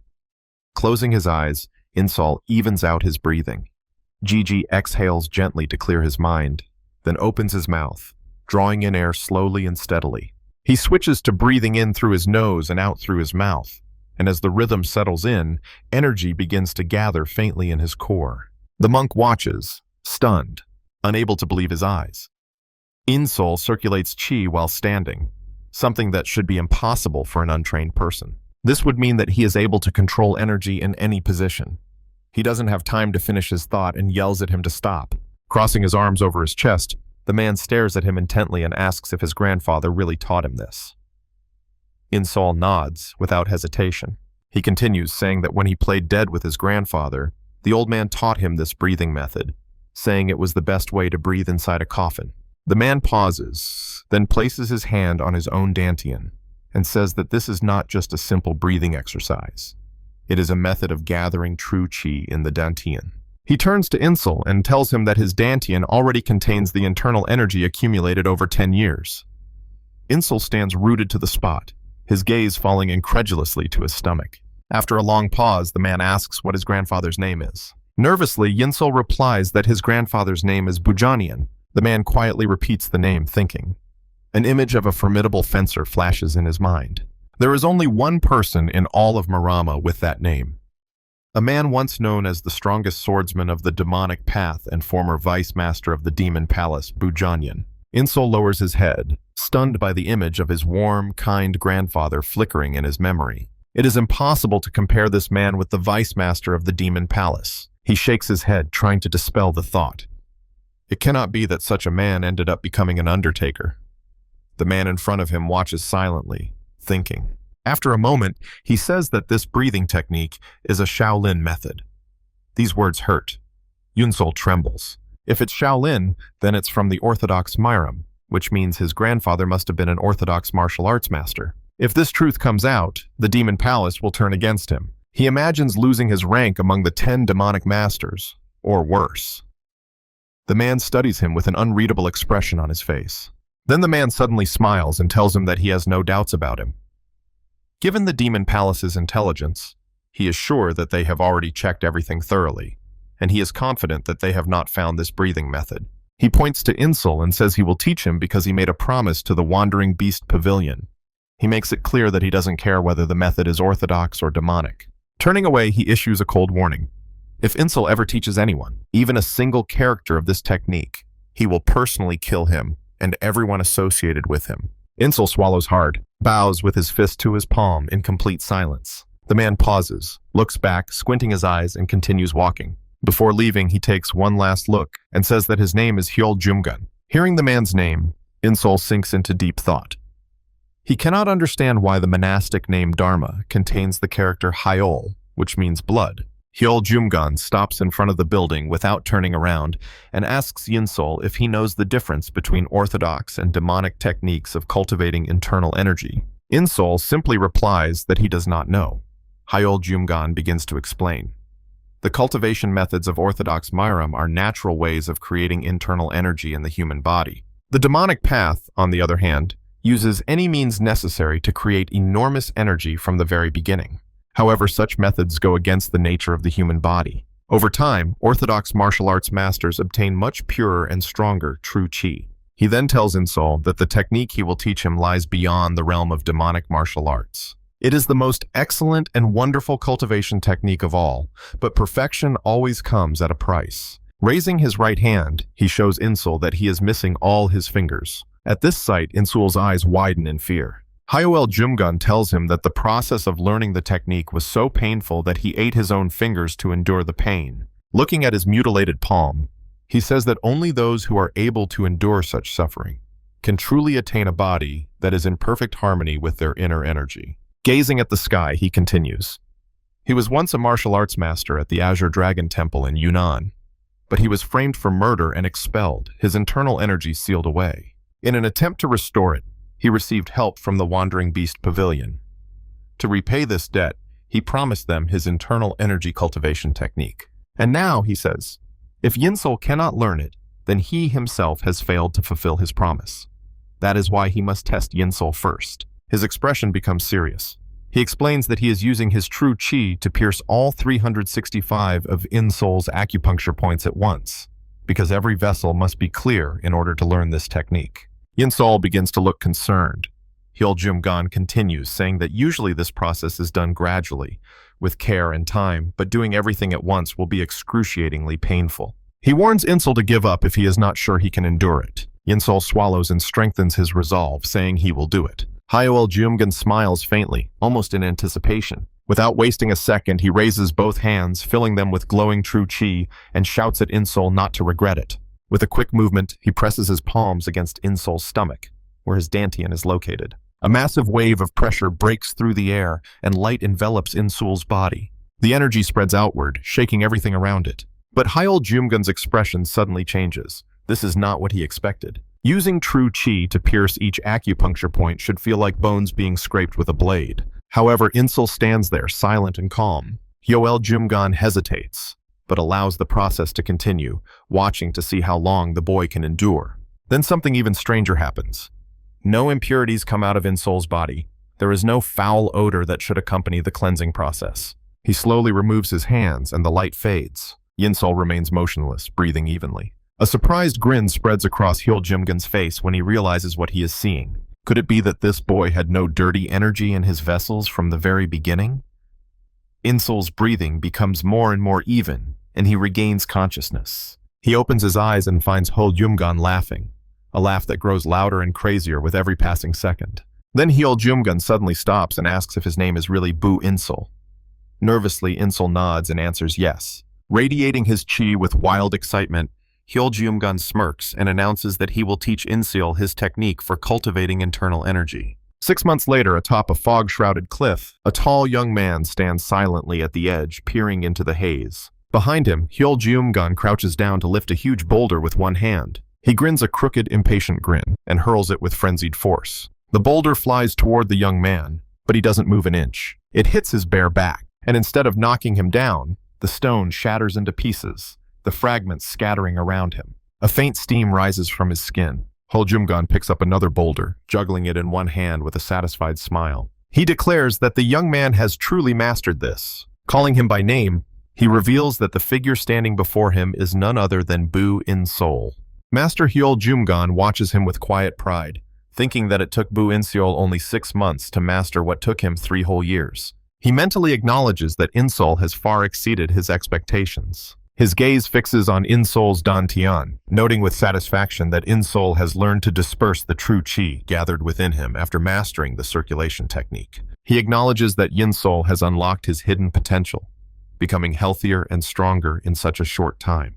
When Insol turns to him, Hyul-jum-gon says it's time to begin, and Insol simply nods. He sits in the lotus position, calming his breathing until his heart slows to a steady rhythm. Completely focused, he reflects on how he was able to quickly reach the first level thanks to Hyul's guidance, but that it is not enough. There are 8 levels in the circulation technique, and he must reach at least the 2nd level before leaving this place. Hyul-jum-gon stands silently with his arms crossed, watching approvingly as Insol begins to circulate his energy. But soon something unusual awakens. Dark energy oozes from Insol's body, slowly enveloping him like a ghostly mist. Hyul's proud expression turns to confusion as he studies the texture of the energy. In the next moment, his eyes widen with alarm. The black energy pulsates with frightening intensity, pressing down on the air. A realization dawns on him. This is the 2nd level, the realm of unblemished bones and muscles. He immediately understands that once a cultivator enters this stage, their bones and muscles reach peak efficiency, but such a sudden transformation places a tremendous strain on the body. This thought alone conjures up an image of rapidly expanding muscles bursting with their own strength. Almost instantly, Insol's lips part, and blood gushes from his mouth. He clenches his teeth, enduring the burning agony spreading through him, his body trembling under the unbearable pressure. His skin burns with heat, his temperature rising rapidly. Hyul-jum-gon rushes to his back and places his hand between Insol's shoulder blades, his voice cutting through the chaos, commanding him to cast aside all extraneous thoughts and focus. The moment his palm touches the body, Insol's body can no longer contain the true chi flowing through him. In this situation, he will suffer irreversible internal damage. Knowing there is no other way, Hyul evens his breathing and prepares to burn his own true chi, the primal essence, the life force with which he was born. He channels it through his hand into Insol's core, sacrificing his own life force to stabilize the furious energy inside the boy. Moments pass before Insol's breathing evens out again. The heat dissipates. Calm returns. Then, suddenly, Insol opens his eyes with a sharp gasp, like a man awakening from a nightmare. His hands rise instinctively, his eyes wide with disbelief as he feels a new surge of power, flowing freely through his veins. Realization dawns. This energy can only be one thing. He turns abruptly, panic rising, and finds Hyul Jimgun on the ground, coughing weakly. Frightened, he breaks his meditation pose and rushes to him, asking if Hyul has given him his true chi and why he has done something so reckless. Hyoel just smiles through his ragged breathing, waving away Insol's concern with a tired wave of his hand. He tells him not to worry about it, because the monk would never have been able to leave the Wandering Beast Pavilion without truly teaching Insol. Yinsol looks at him, overwhelmed with emotion, and thinks that despite his harsh behavior, Master Hyul Jimgan is deeply caring at heart. When the old master finally comes to his senses and gets to his feet, Insol tries to express his gratitude, vowing never to forget what has been done for him. But Hyul interrupts him, saying no, instead he must forget. Turning his back on Insol, Hyul warns him to completely erase his existence from his memory. These words echo painfully in Insol's mind, connecting with the old voice of his first teacher, who long ago told him that whether it be hatred or kindness, it is better to forget if you can. This echo leaves him in silence, lost in thought, wondering why everyone tells him the same thing. Hyul's voice breaks through his thoughts. If Insol really wants to repay him, he says, he must reach the 8th level, the realm of the Great Source. Energy emanates weakly from his body as he looks up at the sky, admitting that the 5th level was the limit he himself had reached. That is how, he declares, Yunsol can repay him. Insol listens in silence, his expression frozen in determination. He replies that he understands. He will do as he asks. Still standing with his back to him, Hyul Jumgan tells him that now that he has reached the 2nd level, he no longer needs his guidance. What he needs is not a deeper mastery of circulation techniques, but to complete the basics of martial arts. He points to the western cliff of the Wandering Beast Pavilion and tells Insol to climb up there and train. This instruction feels like a quiet farewell. Insol stands motionless for a long time, looking at his master's back, before bowing deeply, pressing his fist to his palm, and sincerely thanking him. Master Hyul does not turn around or respond. Only when Insol's presence fades into the distance does Hyul speak again, his words carried away by the mountain wind as he quietly wishes him the same. 3 months later, on a quiet night in a tavern inside the Wandering Beast Pavilion, a group of men sit at a table, drinking and chatting. One of them raises a cup filled with alcohol and tells the man opposite him that he heard that the Divine Foundation Squad returned this morning. He says he thinks they were on a mission to destroy the Azure Dragon Pavilion. Another man bursts out laughing, saying that makes sense. After all, the Azure Dragon Pavilion harmed one of their disciples. He asks who else but the Divine Foundation Squad would take on such a mission. The first man laughs too, agreeing that hearing such news is like a breath of fresh air. Changing the subject, he asks if it's time for the Wind and Cloud Squad to return. Outside, there is a faint sound of footsteps on the tiled roofs. Swords flash, shadows dart across the upper floors behind them. The man sitting opposite notices the movement and smirks, saying it's better not to speak too soon. The other turns, half drunk, and also looks out the window. With a drunken smile, he mutters that he doesn't understand why they don't just come in through the front door like normal people. More and more figures continue to land on the roofs, one after another, moving quickly in the moonlight. Then when the stream of arrivals passes, one figure stops at the edge of the roof. A mocking voice comes from behind him, saying that he is standing there as if posing for a portrait. The voice continues, asking why he doesn't go straight to the Azure Wind Pavilion instead of striking dramatic poses on the rooftops. The man turns slightly at the sound of his name, Baekhyun. He is the leader of the Wind and Cloud Squad of the Wandering Beast Pavilion. Removing his mask, he addresses the speaker as the pavilion's vice master. Dan Xian, the pavilion's vice master, tells Baekhyun with a playful smile that he has asked many times to be called by his first name when they are alone. But Baekhyun frowns at this suggestion, calling it nonsense and saying that the pavilion's rules are already relaxed enough. Sighing quietly, he changes his tone and says that the timing is perfect. He was going to see Dan Xian anyway. Dan Xian blinks in confusion, asking what he means. Baekhyun's expression hardens. He tells Dan Xian that he has heard rumors that he accepted someone with enormous potential as one of the 10 demon masters, even though he was against the decision from the start. He asks why Dan Xian accepted the boy when he was supposed to go to the Fire Rain Sword sect. Dan Xian, lazily rubbing his chin with his hand, replies that it was actually the boy's own choice. He explains that the boy himself rejected the Fire Rain Sword Sect's offer. Baekhyun looks skeptical and repeats the question. Did the boy really choose the Wandering Beast Pavilion? Dan Qian nods, admitting that he almost had to fight that crazy old sword demon over it. Then he smiles again, asking if Baekhyun isn't proud that the boy chose their pavilion. Baekhyun looks away, slightly annoyed. He reminds Dan Qian that because of this decision, the Fire Rain Sword Sect did not choose any of the 10 demon masters this year, and that the sect leader himself has expressed his disappointment. Dan Qian's eyes narrow slightly, his tone softening as he speaks clearly. His calmness, however, only adds fuel to Baekhyun's disappointment. He takes a step forward, raising his voice, and shouts that Dan Qian knows very well that the Demon Palace is already suspicious of them, and the Wandering Beast Pavilion has already suffered because of it. Dan Qian remains unperturbed, the same playful smile lingering on his face as he tells Baekhyun that he has spent too long in the Jianghu.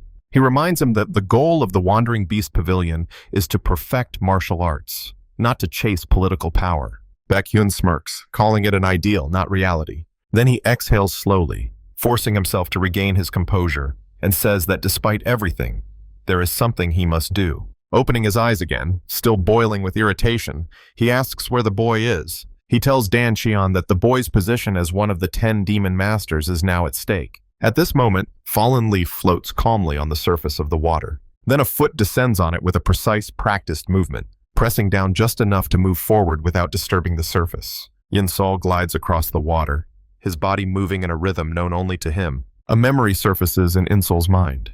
Go'ul, once a great thief nicknamed the Swift Ghost, teaching him the art of agility. The old man boasted that this technique broke the boundary between movement and footwork. He named it Fast Ghost in honor of himself, and warned that students who couldn't keep up often ended up crippled. Still, he was curious to see how Insol would fare. A month later, Insol's movements became smooth and perfect. Go'ul watched, his eyes nearly popping out of their sockets in disbelief, unable to believe that Insol had reached the 3rd level of mastery in just 1 month. In anticipation of his retirement, he points to Insol and declares that finally someone can inherit his movement technique. Throwing the collected bags over his shoulder, he announces that he is handing over the training hall to the young man. Yunsol has learned the basics. Now it's up to him. He must hone his technique in real-world application. Insol rushes forward, gliding across the water again, each step precise and confident. From the cliff above, Danshin and Baekhyun watch silently, assessing his performance. Danshin squints, leaning closer as recognition dawns on him. This is Master Go's Swift Ghost, a movement technique that cannot be mastered quickly. Baekhyun confirms this, his voice quiet, filled with respect and awe. This knowledge ignites a rage within him. Could it be that since arriving at the Wandering Beast Pavilion, Yunsol has focused solely on movement techniques? Danshin's light, playful smile dispels this thought.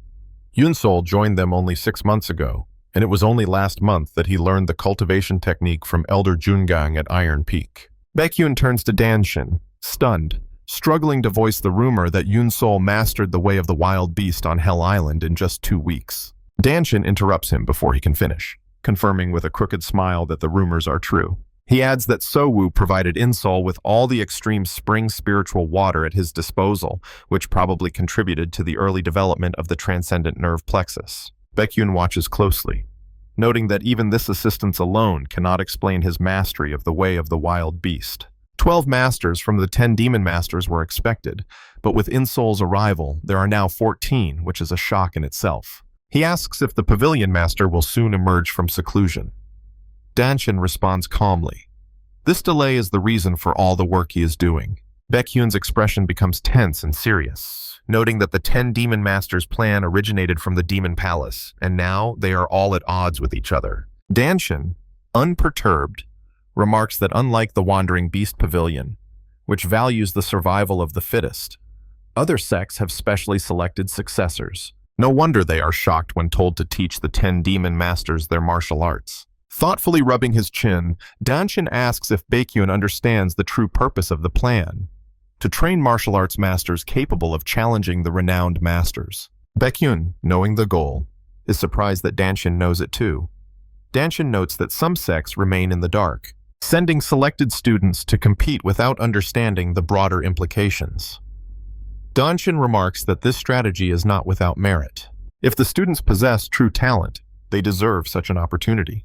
Baekhyun agrees in principle, but his gaze wanders. It was because of this child that Kang Mi-ryun, the only son of the leader of the White Demon Temple, died. Unsol continues to train, paying no attention to their discussion. Danshin reflects that the 10 Demon Sects have agreed to the third trial. It is unfortunate that Kang Mi-ryun died, but what can the Wandering Beast Pavilion do? He wonders if only the White Demon Temple holds a grudge against Unsol.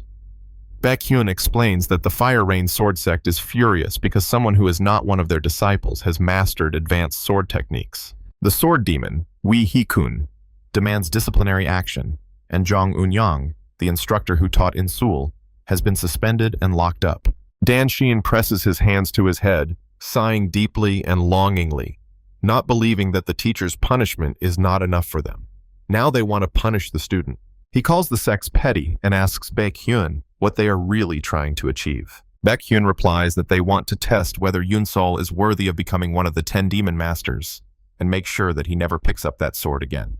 Danshin looks away, shaking his head. Such demands are absurd. Unsol is already a demon master and a disciple of the Wandering Beast Pavilion. Silence reigns. Danshin's gaze slides down to Unsol. The boy pauses, looking up at the man. Then with a sudden leap, he jumps, landing on top of the cliff next to them. He bows respectfully to Danshin, greeting him as Vice Master. Danshin's expression softens with restrained pride. Insul has mastered the techniques of movement with outstanding skill. Baekhyun's voice sounds sharp, demanding an answer as to whether this is indeed the Demon Pavilion Master. Danshin intervenes, introducing Baekhyun as the leader of the Wind and Cloud Squad, allowing Unsol to call him Squad Leader Baek. Unsol bows again, fist to palm, offering his greeting.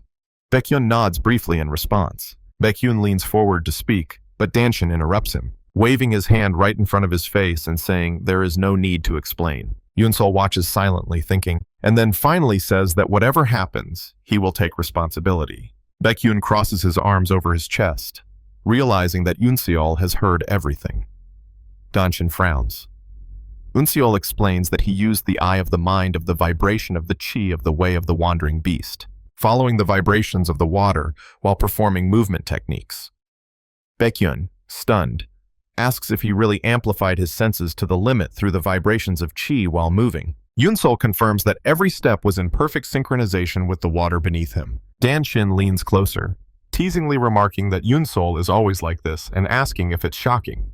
Baekhyun clenches the dust tightly in his fist, the sound of sand being crushed audible in disbelief. He mutters that such genius really exists. His expression suddenly changes to a bright, excited smile, and he asks Danshin why his belief in Unsol is not absolute. He wonders aloud whether they should send Unsol to the Demon Palace for testing, fearing that the child might be killed.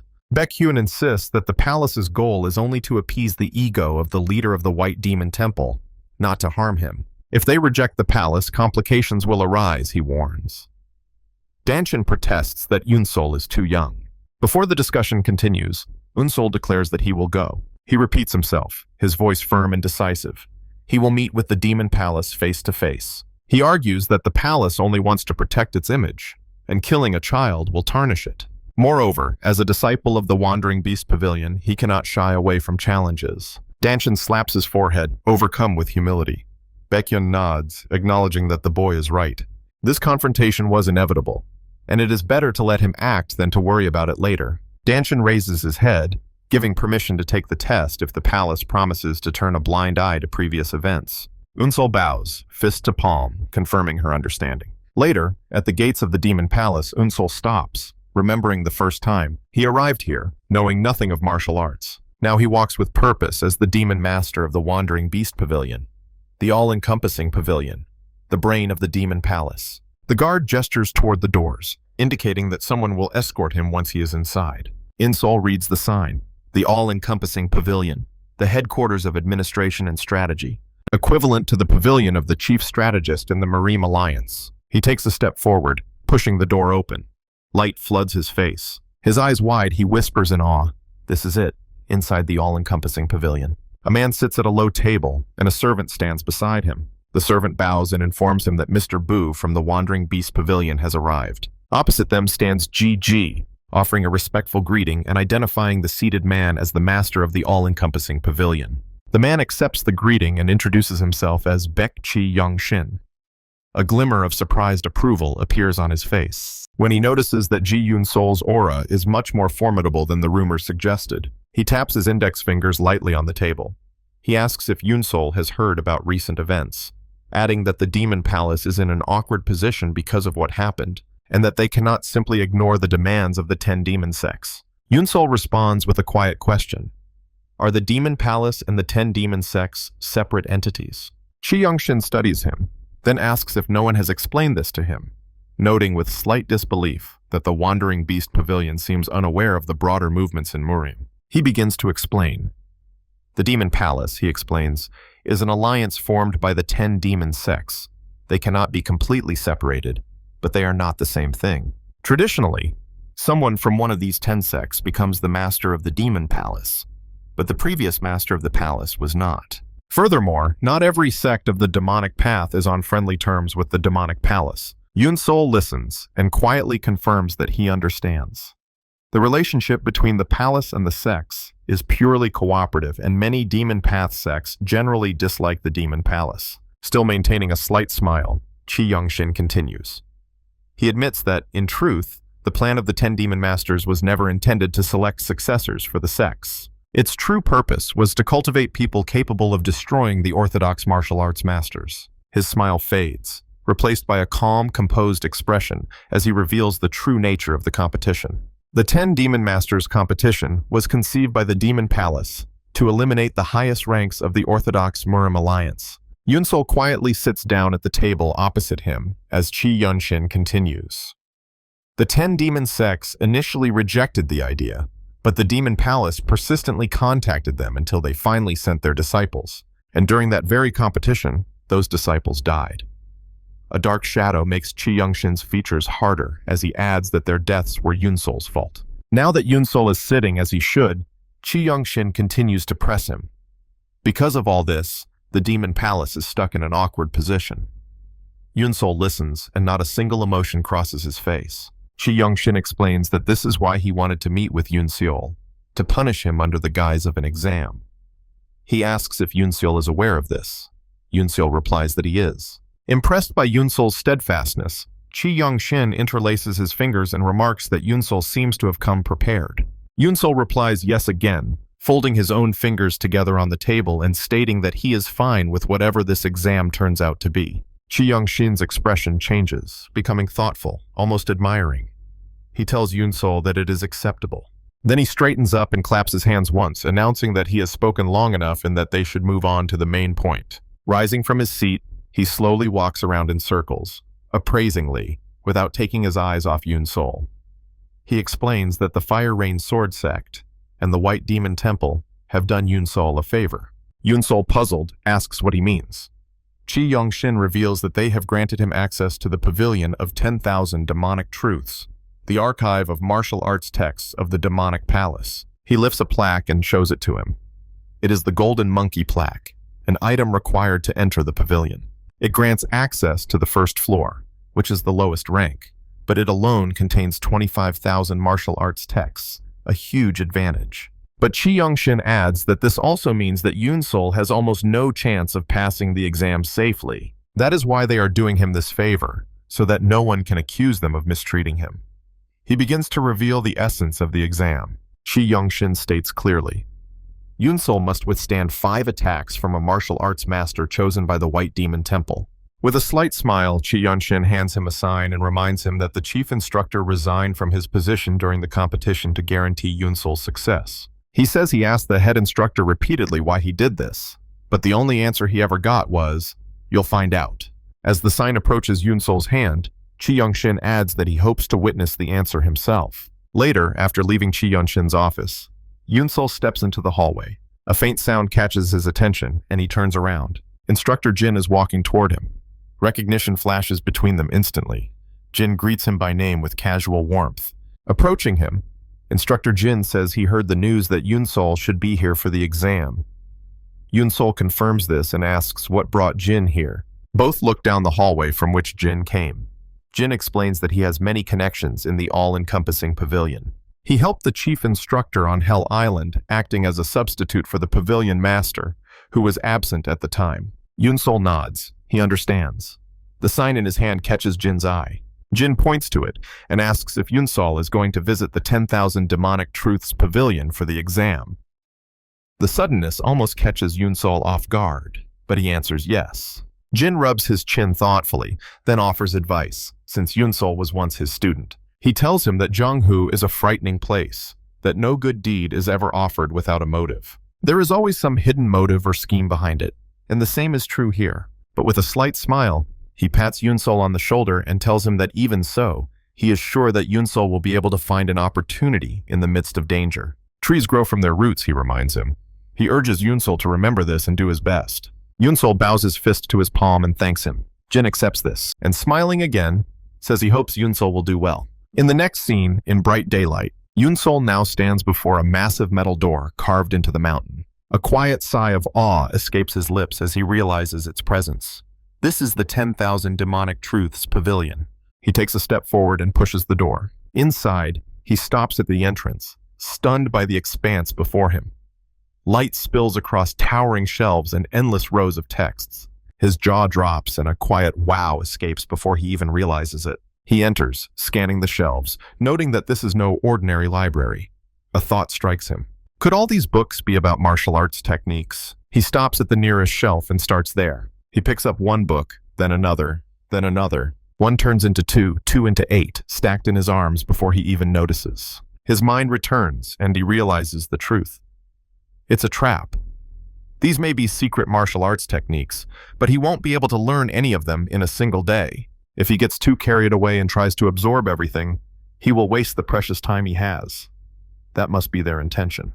The Fire Rain Sword Sect and the White Demon Temple are trying to distract him, so he remembers Instructor Jin's words and pulls himself together.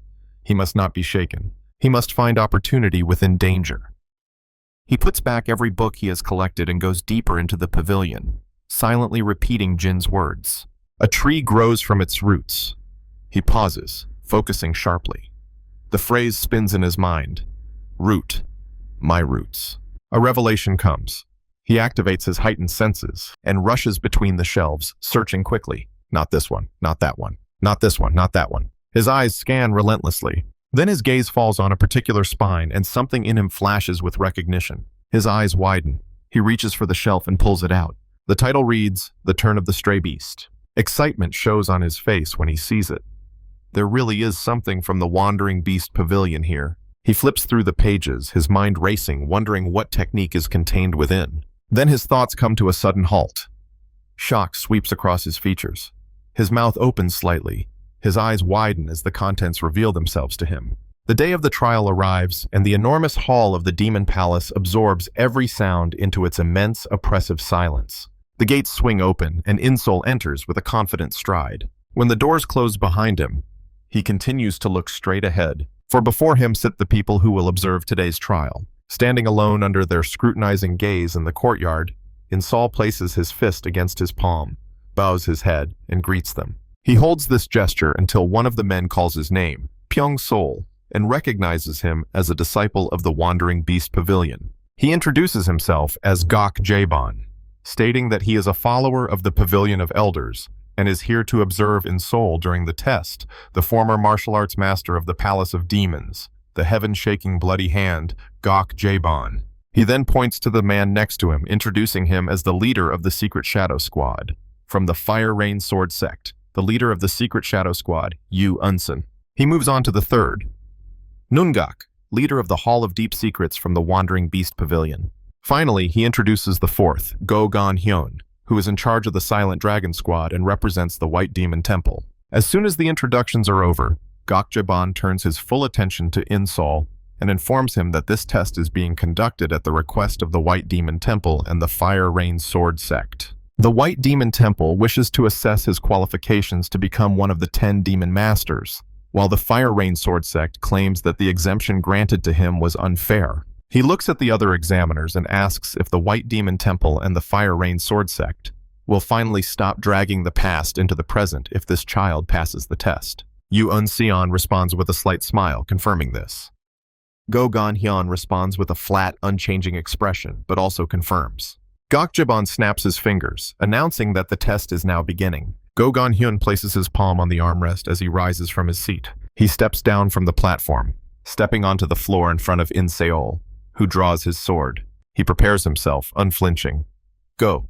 Gon-Hyun meets In Seol's gaze. With his cold, unwavering gaze and mutters 5 movements, throwing his sleeve aside. Hearing this, In Seol tenses up, sensing the unspoken rule in the man's tone. If he blocks the 5 movements, he will pass. Go. Gon-Hyun extends his arm, revealing the metal weapon wrapped around his sleeve.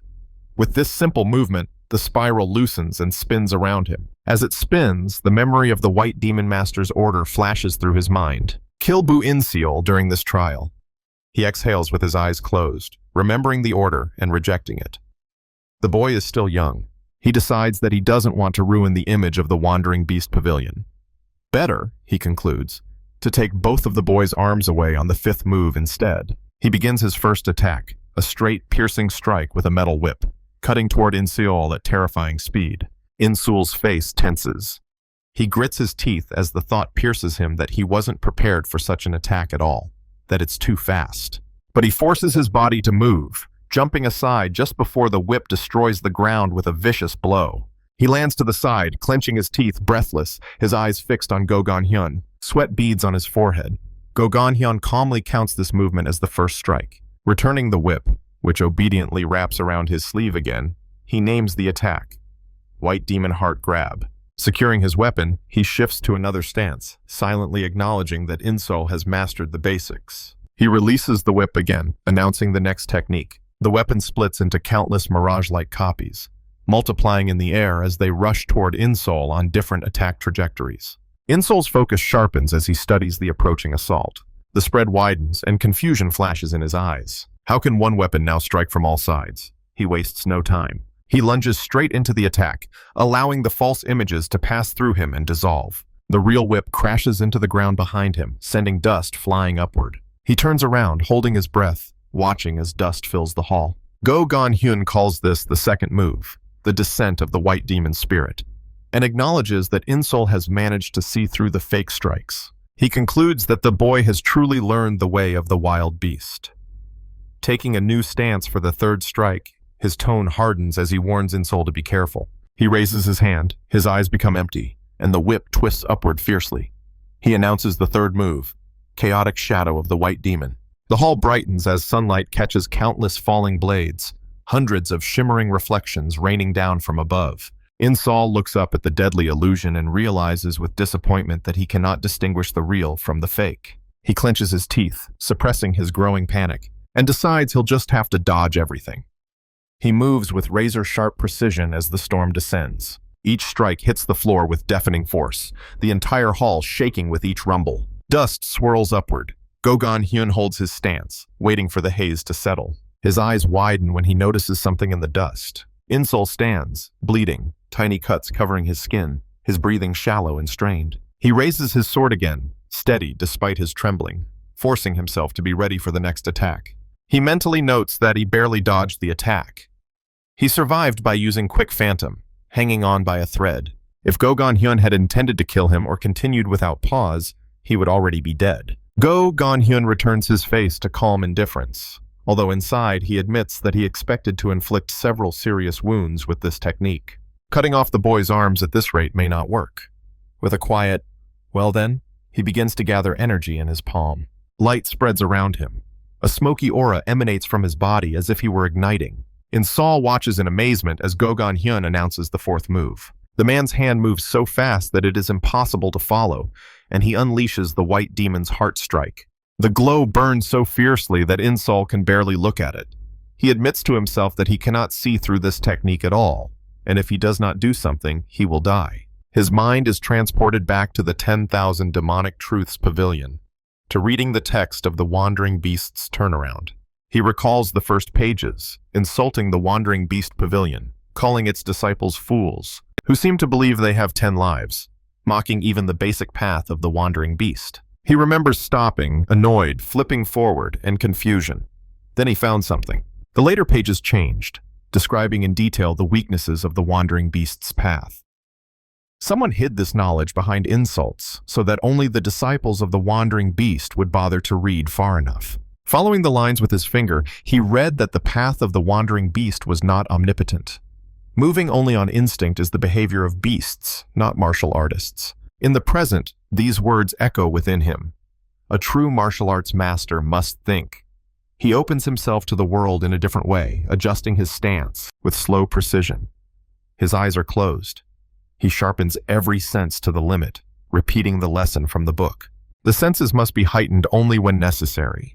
When everything is sharpened to the extreme, he perceives the approaching blow with frightening clarity.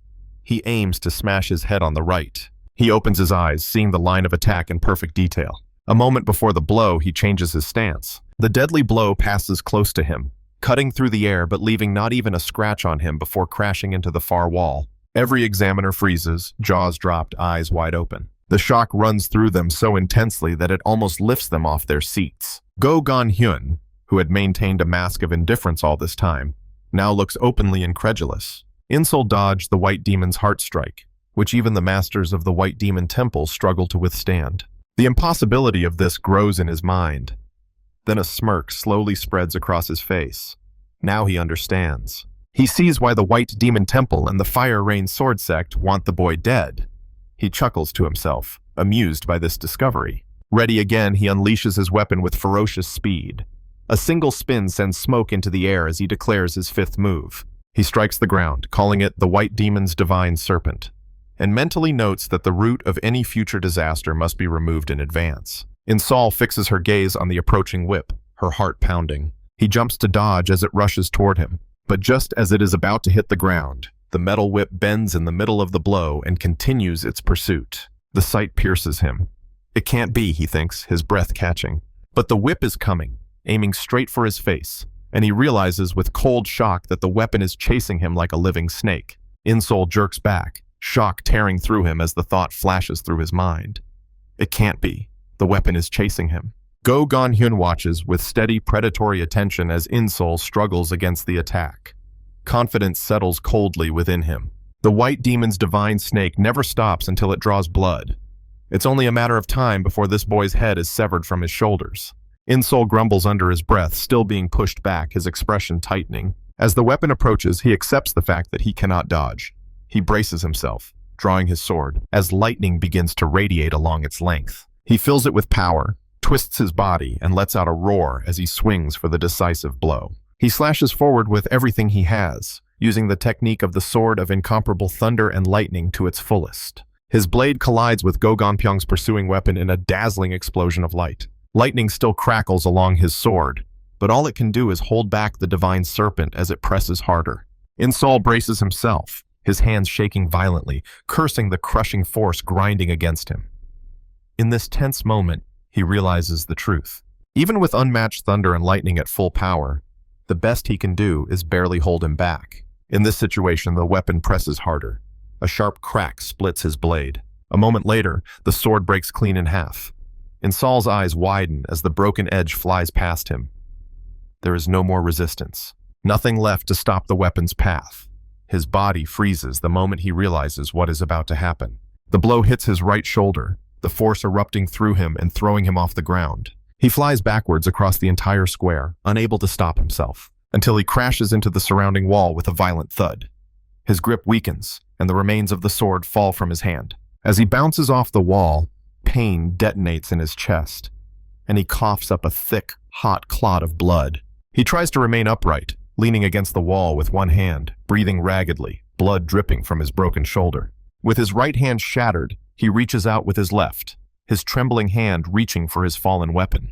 His fingers close around the broken sword. He forces himself to straighten up, leaning on the blade to stand. Go! Gan-hyun watches him silently, and Insol changes nearby. His gaze is unfocused, his breathing stops, and every cell in his body radiates murderous intent, as if he has entered a trance. Go Gan-hyun sees this, and for a fleeting moment almost feels fear. Looking at the boy, he notes with disbelief. His sword is broken, his arm is destroyed, but he still refuses to fall. Anxiety creeps over him. Who the hell is this kid? The conclusion settles like a blade at Go Gan-hyun's throat. If he doesn't kill him today, he will become a huge threat to everyone in the White Demon Temple. Rage boils up, his fists clenching so tightly that veins bulge on his skin. He swears to himself that he must kill In-Sol, but before he can move, a hand grips his wrist. One of the other examiners speaks, addressing him as Grandmaster Go. It is the leader of the Hall of Deep Secrets, Nungak. He holds Go Gon-hyun's wrist tightly, while Go Gon-hyun looks on with irritation. Nungak reminds him that the 5 moves he promised have already been used. Silence falls over the entire arena. The fight must be over. Go Gon-hyun pulls his wrist free. With eyes cold enough to kill, he demands an answer for this insolent behavior. Nungak mirrors his tone, arrogant and irritated, and warns that if Go Gon-hyun refuses to keep his promise, he will ignore the promise he made to the Demon Palace. Before tempers flare further, another examiner steps forward. The leader of the Secret Shadow Squad, Yu Un-seong, enters the sparring ground and tells them to wait. He voices his complaint that In-Sol used the unparalleled thunder and lightning during the test. His anger intensifies as he argues that, given that this test is being conducted precisely because of this technique, they should completely annul the test. Nungak immediately counters, accusing Yu Un-seong of going too far. He argues that there was no rule prohibiting this technique, and adds that In-Sol used it for a valid reason and that Grandmaster Cheon would be proud to see it. This only angers Yu Un-seong even more. He demands an answer, asking if Nungak is insulting the Fire Rain Sword sect. Nungak calmly replies that he is not.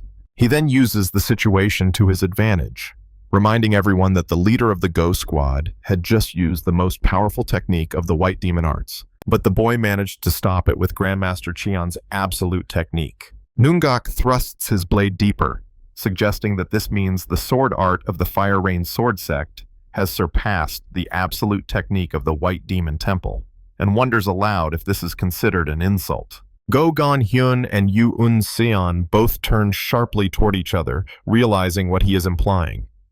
Nungak continues, saying that he is concerned about the fragile relationship between the Fire Rain Sword sect and the White Demon Temple, a relationship that has never been good.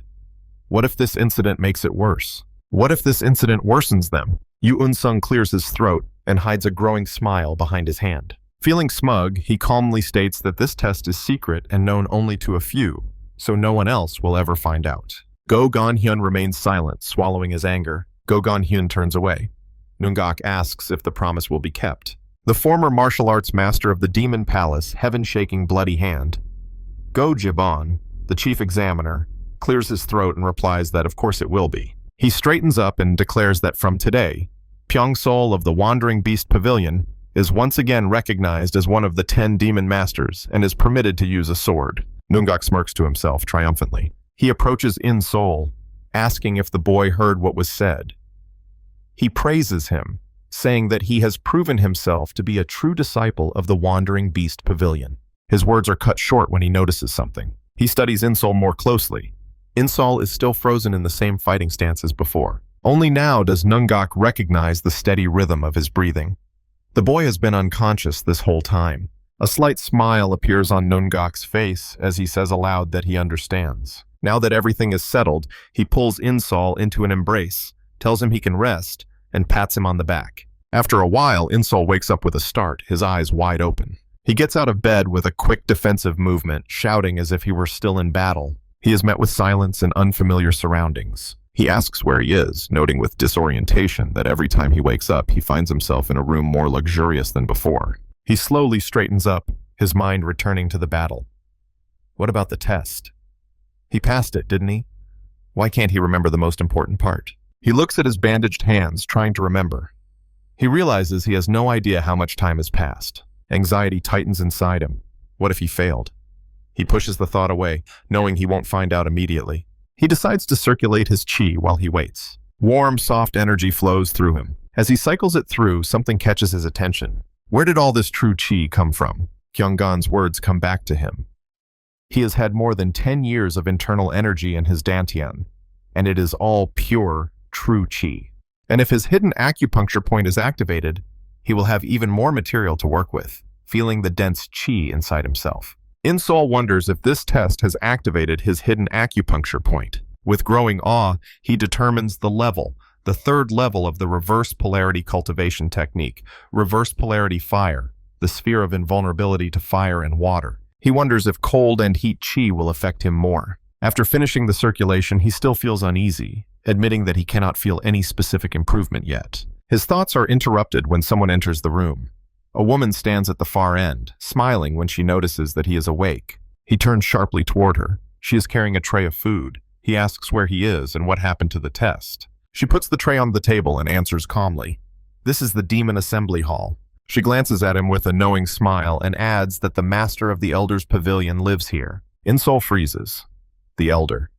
The residence of the Master of the Pavilion, not the medical hall. Even he, largely uninformed about Murim affairs, knows that name. A grim image forms in his mind. The Blood Demon, one of the 3 demons and 3 revered ones. The Master who sits atop the pinnacle of combat power. And lastly, images of snakes surface in his mind. His heart beats faster as he sits on the edge of the bed, fear twisting in his chest. Why is he in the residence of the Master of the Pavilion of Elders? The woman keeps smiling as she steps forward and introduces herself as Jin Sol, a maid of the Master of the Elders' Pavilion. She says she has been instructed to take him to the inner hall and asks him to follow her. In-Soul swallows, her nerves tense, and repeats the words, inner hall. Her smile widens. She replies, of course. She tells him that the Master of the Elders' Pavilion is waiting for him there. The scene changes. Bu In-Soul walks alongside the maid to the inner hall through a lush green landscape. He notes the size of the garden. Its expanse is so vivid that he feels as if he is walking through paradise. His gaze glides over the greenery until the maid suddenly stops, turns to him, and announces that they have arrived, bringing his attention back to the front. In-Soul follows the maid's gaze and sees an old man sitting inside an open pavilion in front of a low tea table. The old man immediately turns, acknowledging their presence with a simple shift of his gaze. A moment later, he begins to pour tea from a teapot, steam curling upward. When he finishes, he pushes the filled cup toward In-Soul. As In-Soul sits down opposite him, and the old man says that he heard that In-Soul passed the test of the Sword of Fire Rain Sect and the test of the White Demon Temple, so he offers his congratulations.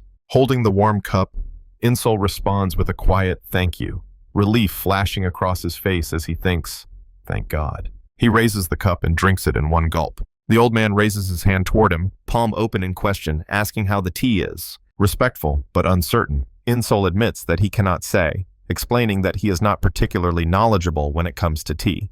The old man strokes his beard, pondering this, then recalls that In-Soul said he worked as an undertaker, so he apologizes slightly for the question. His expression softens into something calm and gentle as he places his hand on his chest and introduces himself as Jikbon, Master of the Elders' Pavilion of the Demon Palace. In-Soul digests the name and looks at the man, the blood-soaked battlefield rising in his mind. He thinks to himself, just think, the blood demon who swept through Jianghu and killed countless Orthodox masters. He will sit here, looking like an old man and behaving like a Taoist hermit. If he had not heard about him beforehand, he might not have recognized him at all. He bows respectfully and offers formal greetings as Pyong-Sol, a disciple of the Wandering Beast Pavilion. Jikbon chuckles, amused by the respectful manner, but his gaze sharpens even through his calmness as he studies In-Soul, noticing that In-Soul is a little different from the rumors. He looks right through him, noting that although In-Soul started studying martial arts late, his joints and muscles remain flexible, and his internal energy foundation is good. In-Soul responds, admitting that when he was younger, he often played by climbing into coffins and learning to breathe properly. He recently learned that this was actually a cultivation technique. Jikbon smiles gently, surprised and understanding, then reaches for another cup on the table. He says that the reason he brought In-Soul here instead of the medical hall is because he wanted to talk to him alone. With the same serene calm, he tells In-Soul that once he completes his training at the Wandering Beast Pavilion, he must come and join the Demon Palace. The quiet confidence behind these words shocks In-Soul, his eyes widening before he can hide his reaction. Jikbon continues, lifting the teapot to pour more tea. As the stream falls, he says that although the Wandering Beast Pavilion is listed among the 10 Demonic Sects, its system is incompatible with the others.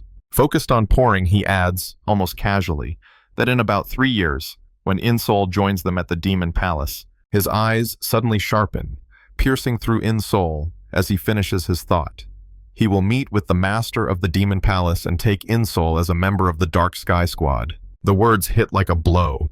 In-Soul's mind races. The Dark Sky Squad, the most elite force of the Demon Palace, along with the Sky Assassin Squad and the Soul Destruction Squad. Jikban continues, saying that with this path, Insol will embark on the road to becoming one of the top leaders of the Demon Palace.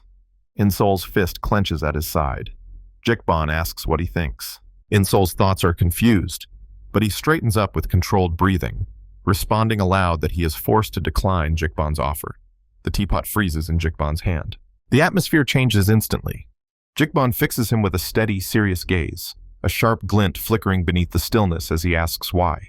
But Insol remains calm, almost casual, explaining that studying the martial arts of the Wandering Beast Pavilion requires him to risk his life. If such a position is guaranteed before he even begins his training, he knows he will become complacent and unable to master the techniques of the Wandering Beast Pavilion.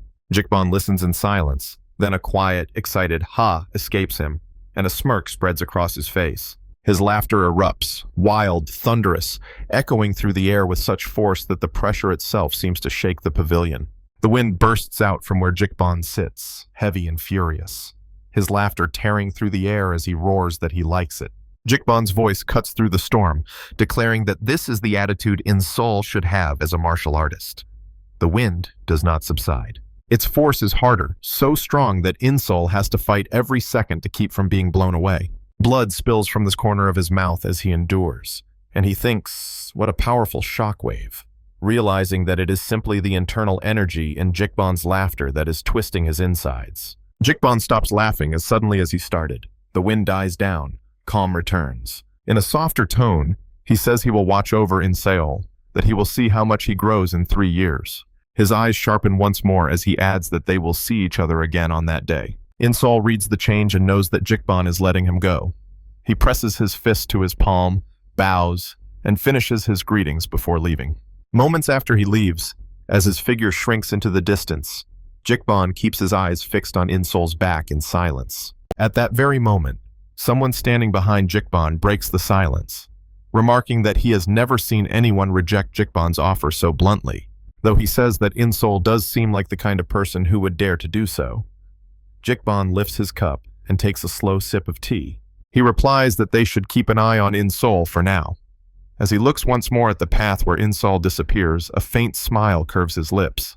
He mutters that they will see which side Insol chooses. Far ahead, Insol reaches a safe distance and picks up his pace. His first step lengthens. The next one turns into a run. Soon he is sprinting without pause, never looking back. Only after he has run until his lungs are burning does he stop, bent over with one hand on his knee. The other hand wipes the blood from his mouth as he gasps for breath, thinking he almost died. With a face tense like someone who has just escaped from hell, he tells himself that he thought the test he had just passed would be the greatest threat to his life. But the realization, now that he had been placed in the palm of someone like Jikban, leaves him shaken. In his mind, Jikban rises as a towering figure holding him like a helpless grain of sand, and Insol knows that if he had made one wrong move there, he refuses to finish the thought. He slowly straightens up, sighing with tense relief as his breathing evens out. But before he is fully upright, a hand falls on his back. He jerks instantly, curling up with a sharp thirst for murder, only to find an old man leaning over him with concern, asking gently if he is okay and if he feels ill. The casual tone washes away Insol's tension. He looks around, suddenly aware of the noisy urban area he has wandered into, the people passing by, oblivious to the storm inside him. Still in shock, he tells the man he is fine, though inside he notes that he didn't even realize he had reached the city. He looks around again, taking in the world he hasn't seen in a long time, the kind of silence he never expected to experience. A rarity. His thoughts drift back to the hellish days on Hell Island, and he wonders when he started to change like this, when he had sunk so deep into a life he never wanted.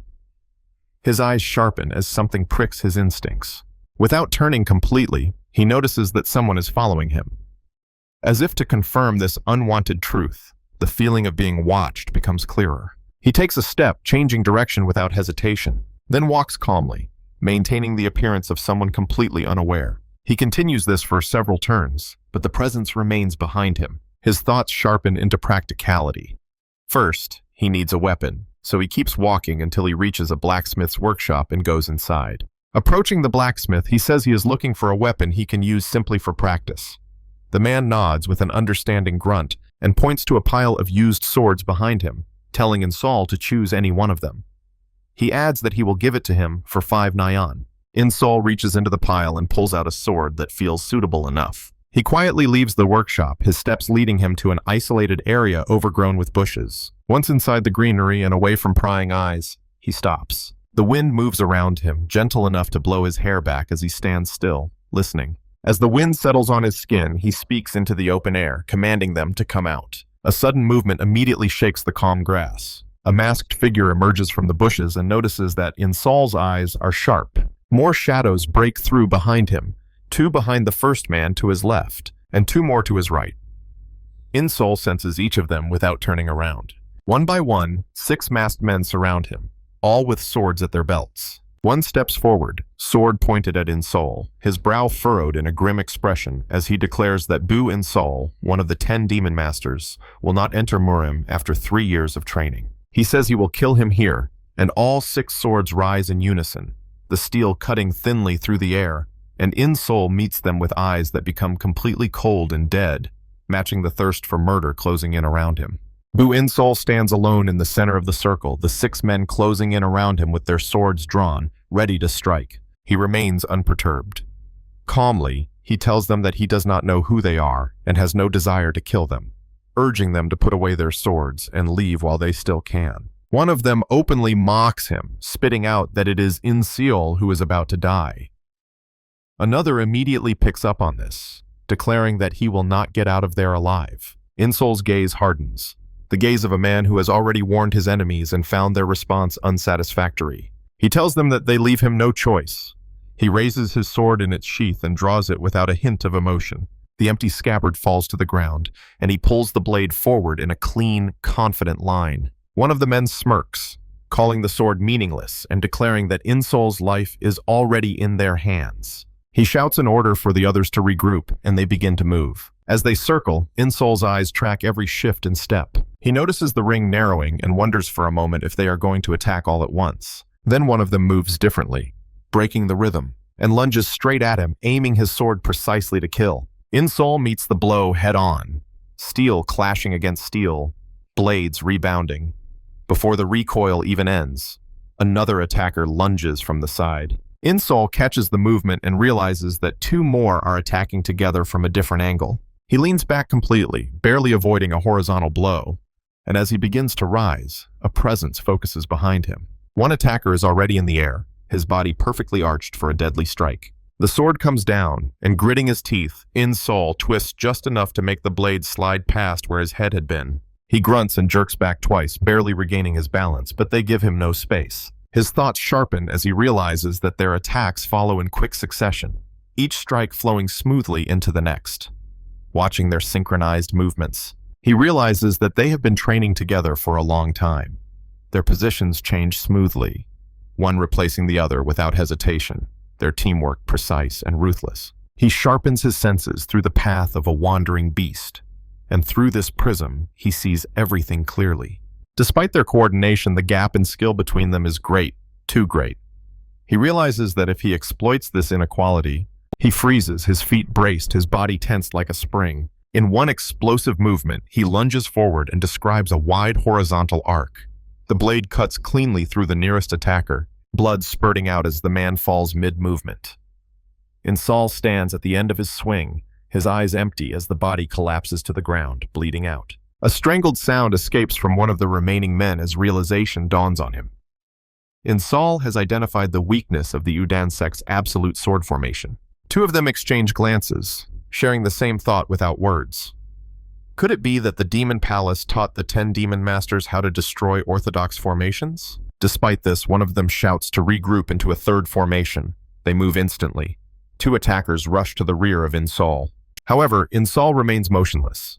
He raises his sword, his eyes fixed on them, thinking that changing formations is pointless. Through the path of a wild beast, he clearly sees the truth.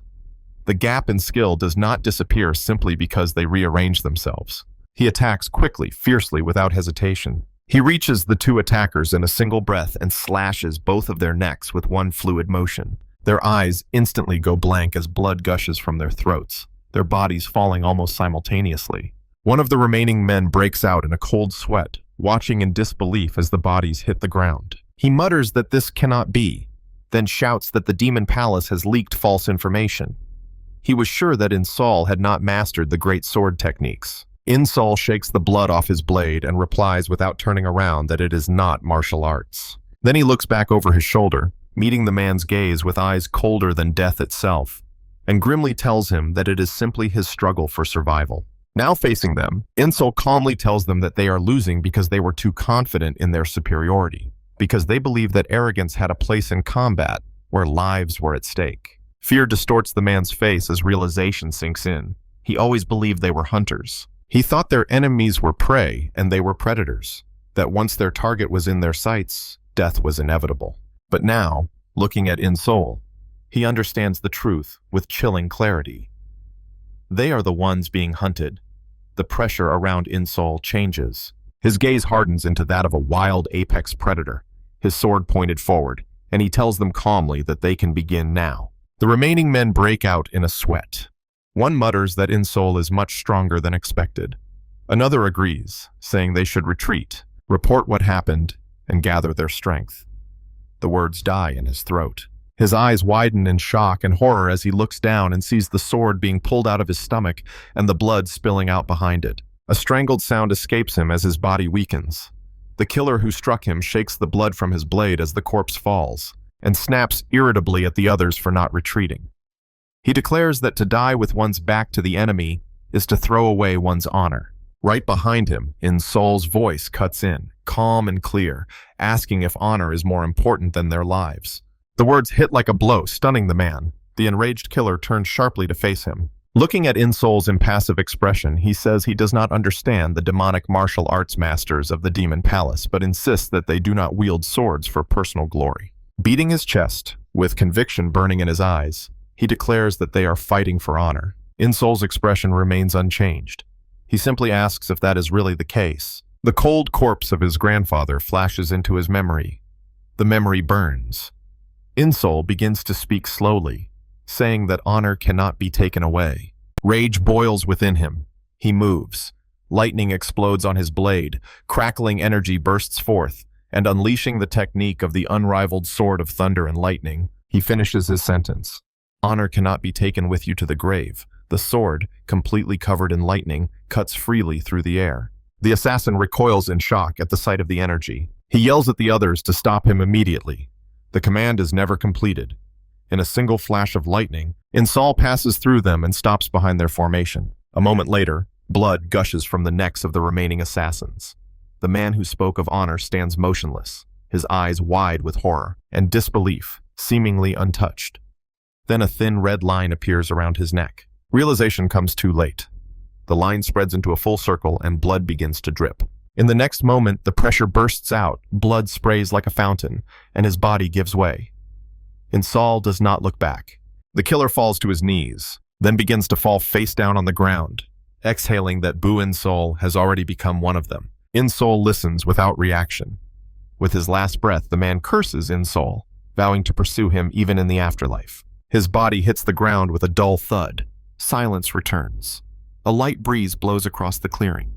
Only then does Insol turn his head toward the fallen bodies. He surveys the scene. The ground is littered with corpses, soaked in blood. He closes his eyes, thinking that even after leaving Hell Island, he still witnesses such scenes. Horror overwhelms him as he realizes once again that the land he stands on is already hell, that there is no escape from the cycle of resentment and bloodshed. The warm, gentle smile of his grandfather comes to mind. Insol quietly acknowledges that this is also the price he must pay for walking the path of revenge, the karma he must bear. The sound of approaching hooves breaks the silence. Behind him, a voice remarks that it is a very impressive scene. Insol instantly turns at the sound. He sees a carriage stop nearby, the coachman paying no attention to him. A man calmly descends from inside. Step by step, his hands clasped behind his back. Looking directly at Insol, he calls his name. Bu Insol. Recognition comes instantly. Insol pauses, then quietly replies, "Squad leader?" Bu Insol turns completely and begins to walk toward the squad leader, asking how he is. But his words are cut off as the man interrupts him without slowing his pace. Passing by him, the squad leader pats Insol on the shoulder once and calmly says that it was easy to track him down. He continues walking forward, crouches down next to one of the corpses, and begins to examine it, while Insol turns to watch silently. The squad leader searches the killer's clothes, then picks up one of the swords and wipes the blood off, carefully examining the blade. After a few moments of careful observation, his eyes narrow and he mutters that it's a Maroka. Insol comes closer, leaning slightly to look, and asks what is wrong.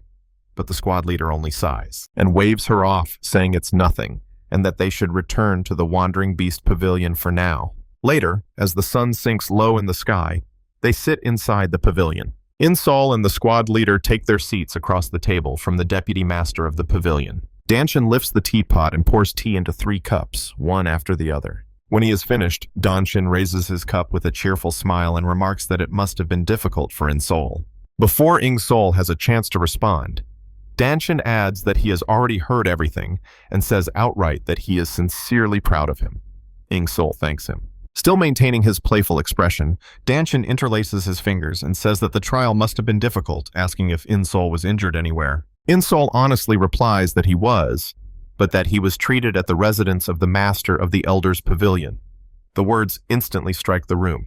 The squad leader blurts out in shock, disbelief flashing across his face. Danshin leans forward with obvious curiosity and asks if Insol met with the master of the Elders' Pavilion himself.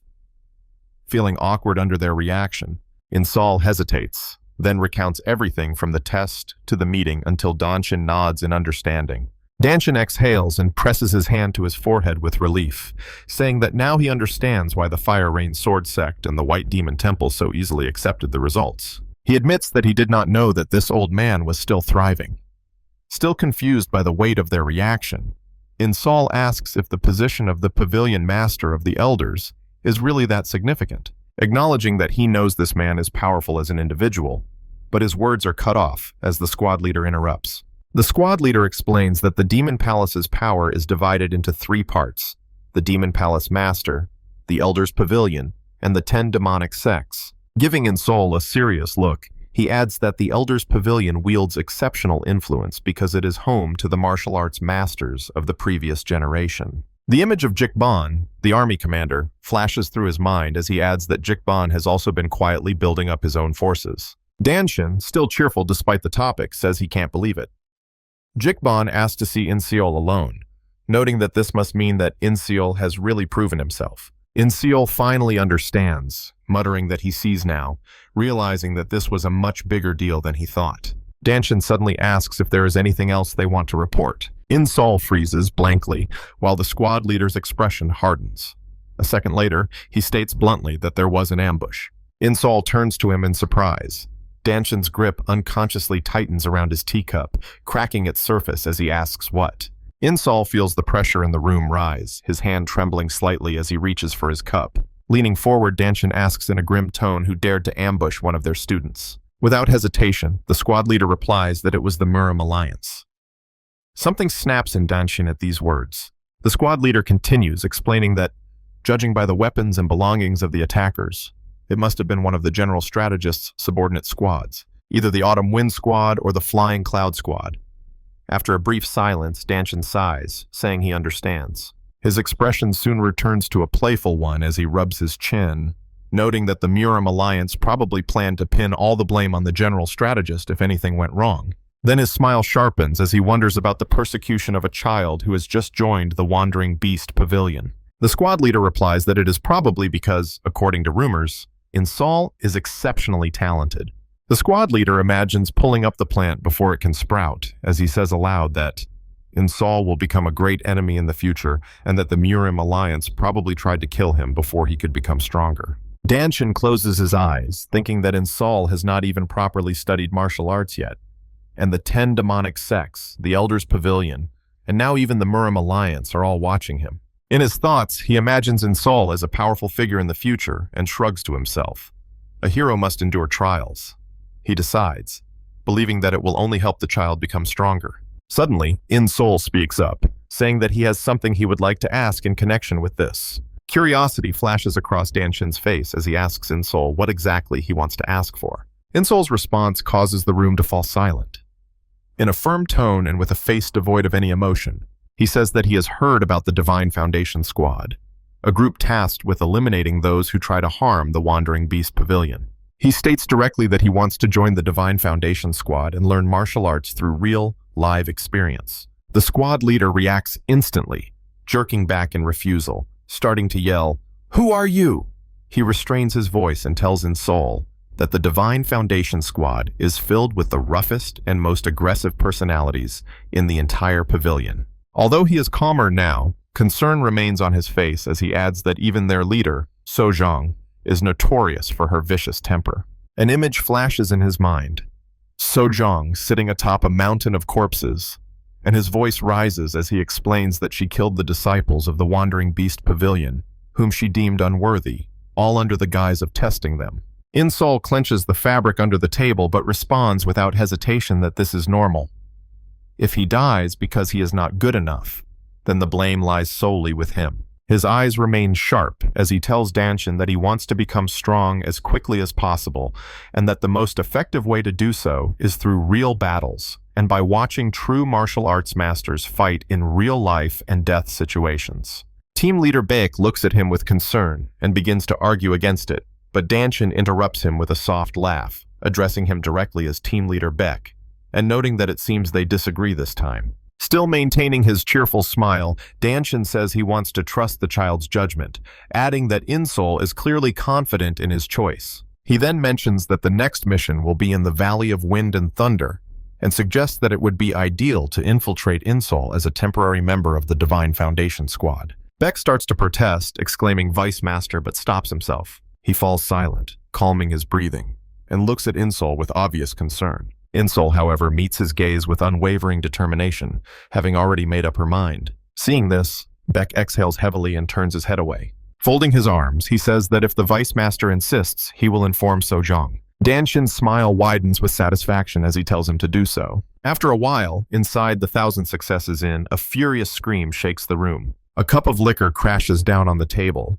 nearly spilling its contents, as Sojong roars in disbelief, demanding an answer as to whether they really expect her to take some little child to the Valley of Wind and Thunder. The leader of the Divine Foundation squad points her finger aggressively, her voice sharp and heated, demanding an answer as to whether they think she is some kind of nanny. Sitting across from her, the leader of the Baek squad calmly replies that it is a direct order from the Vice Master of the Pavilion. Sojong snorts, crossing her arms and snapping that she herself will go to Danshin and refuse the order to his face. Baek responds by taking out a plaque.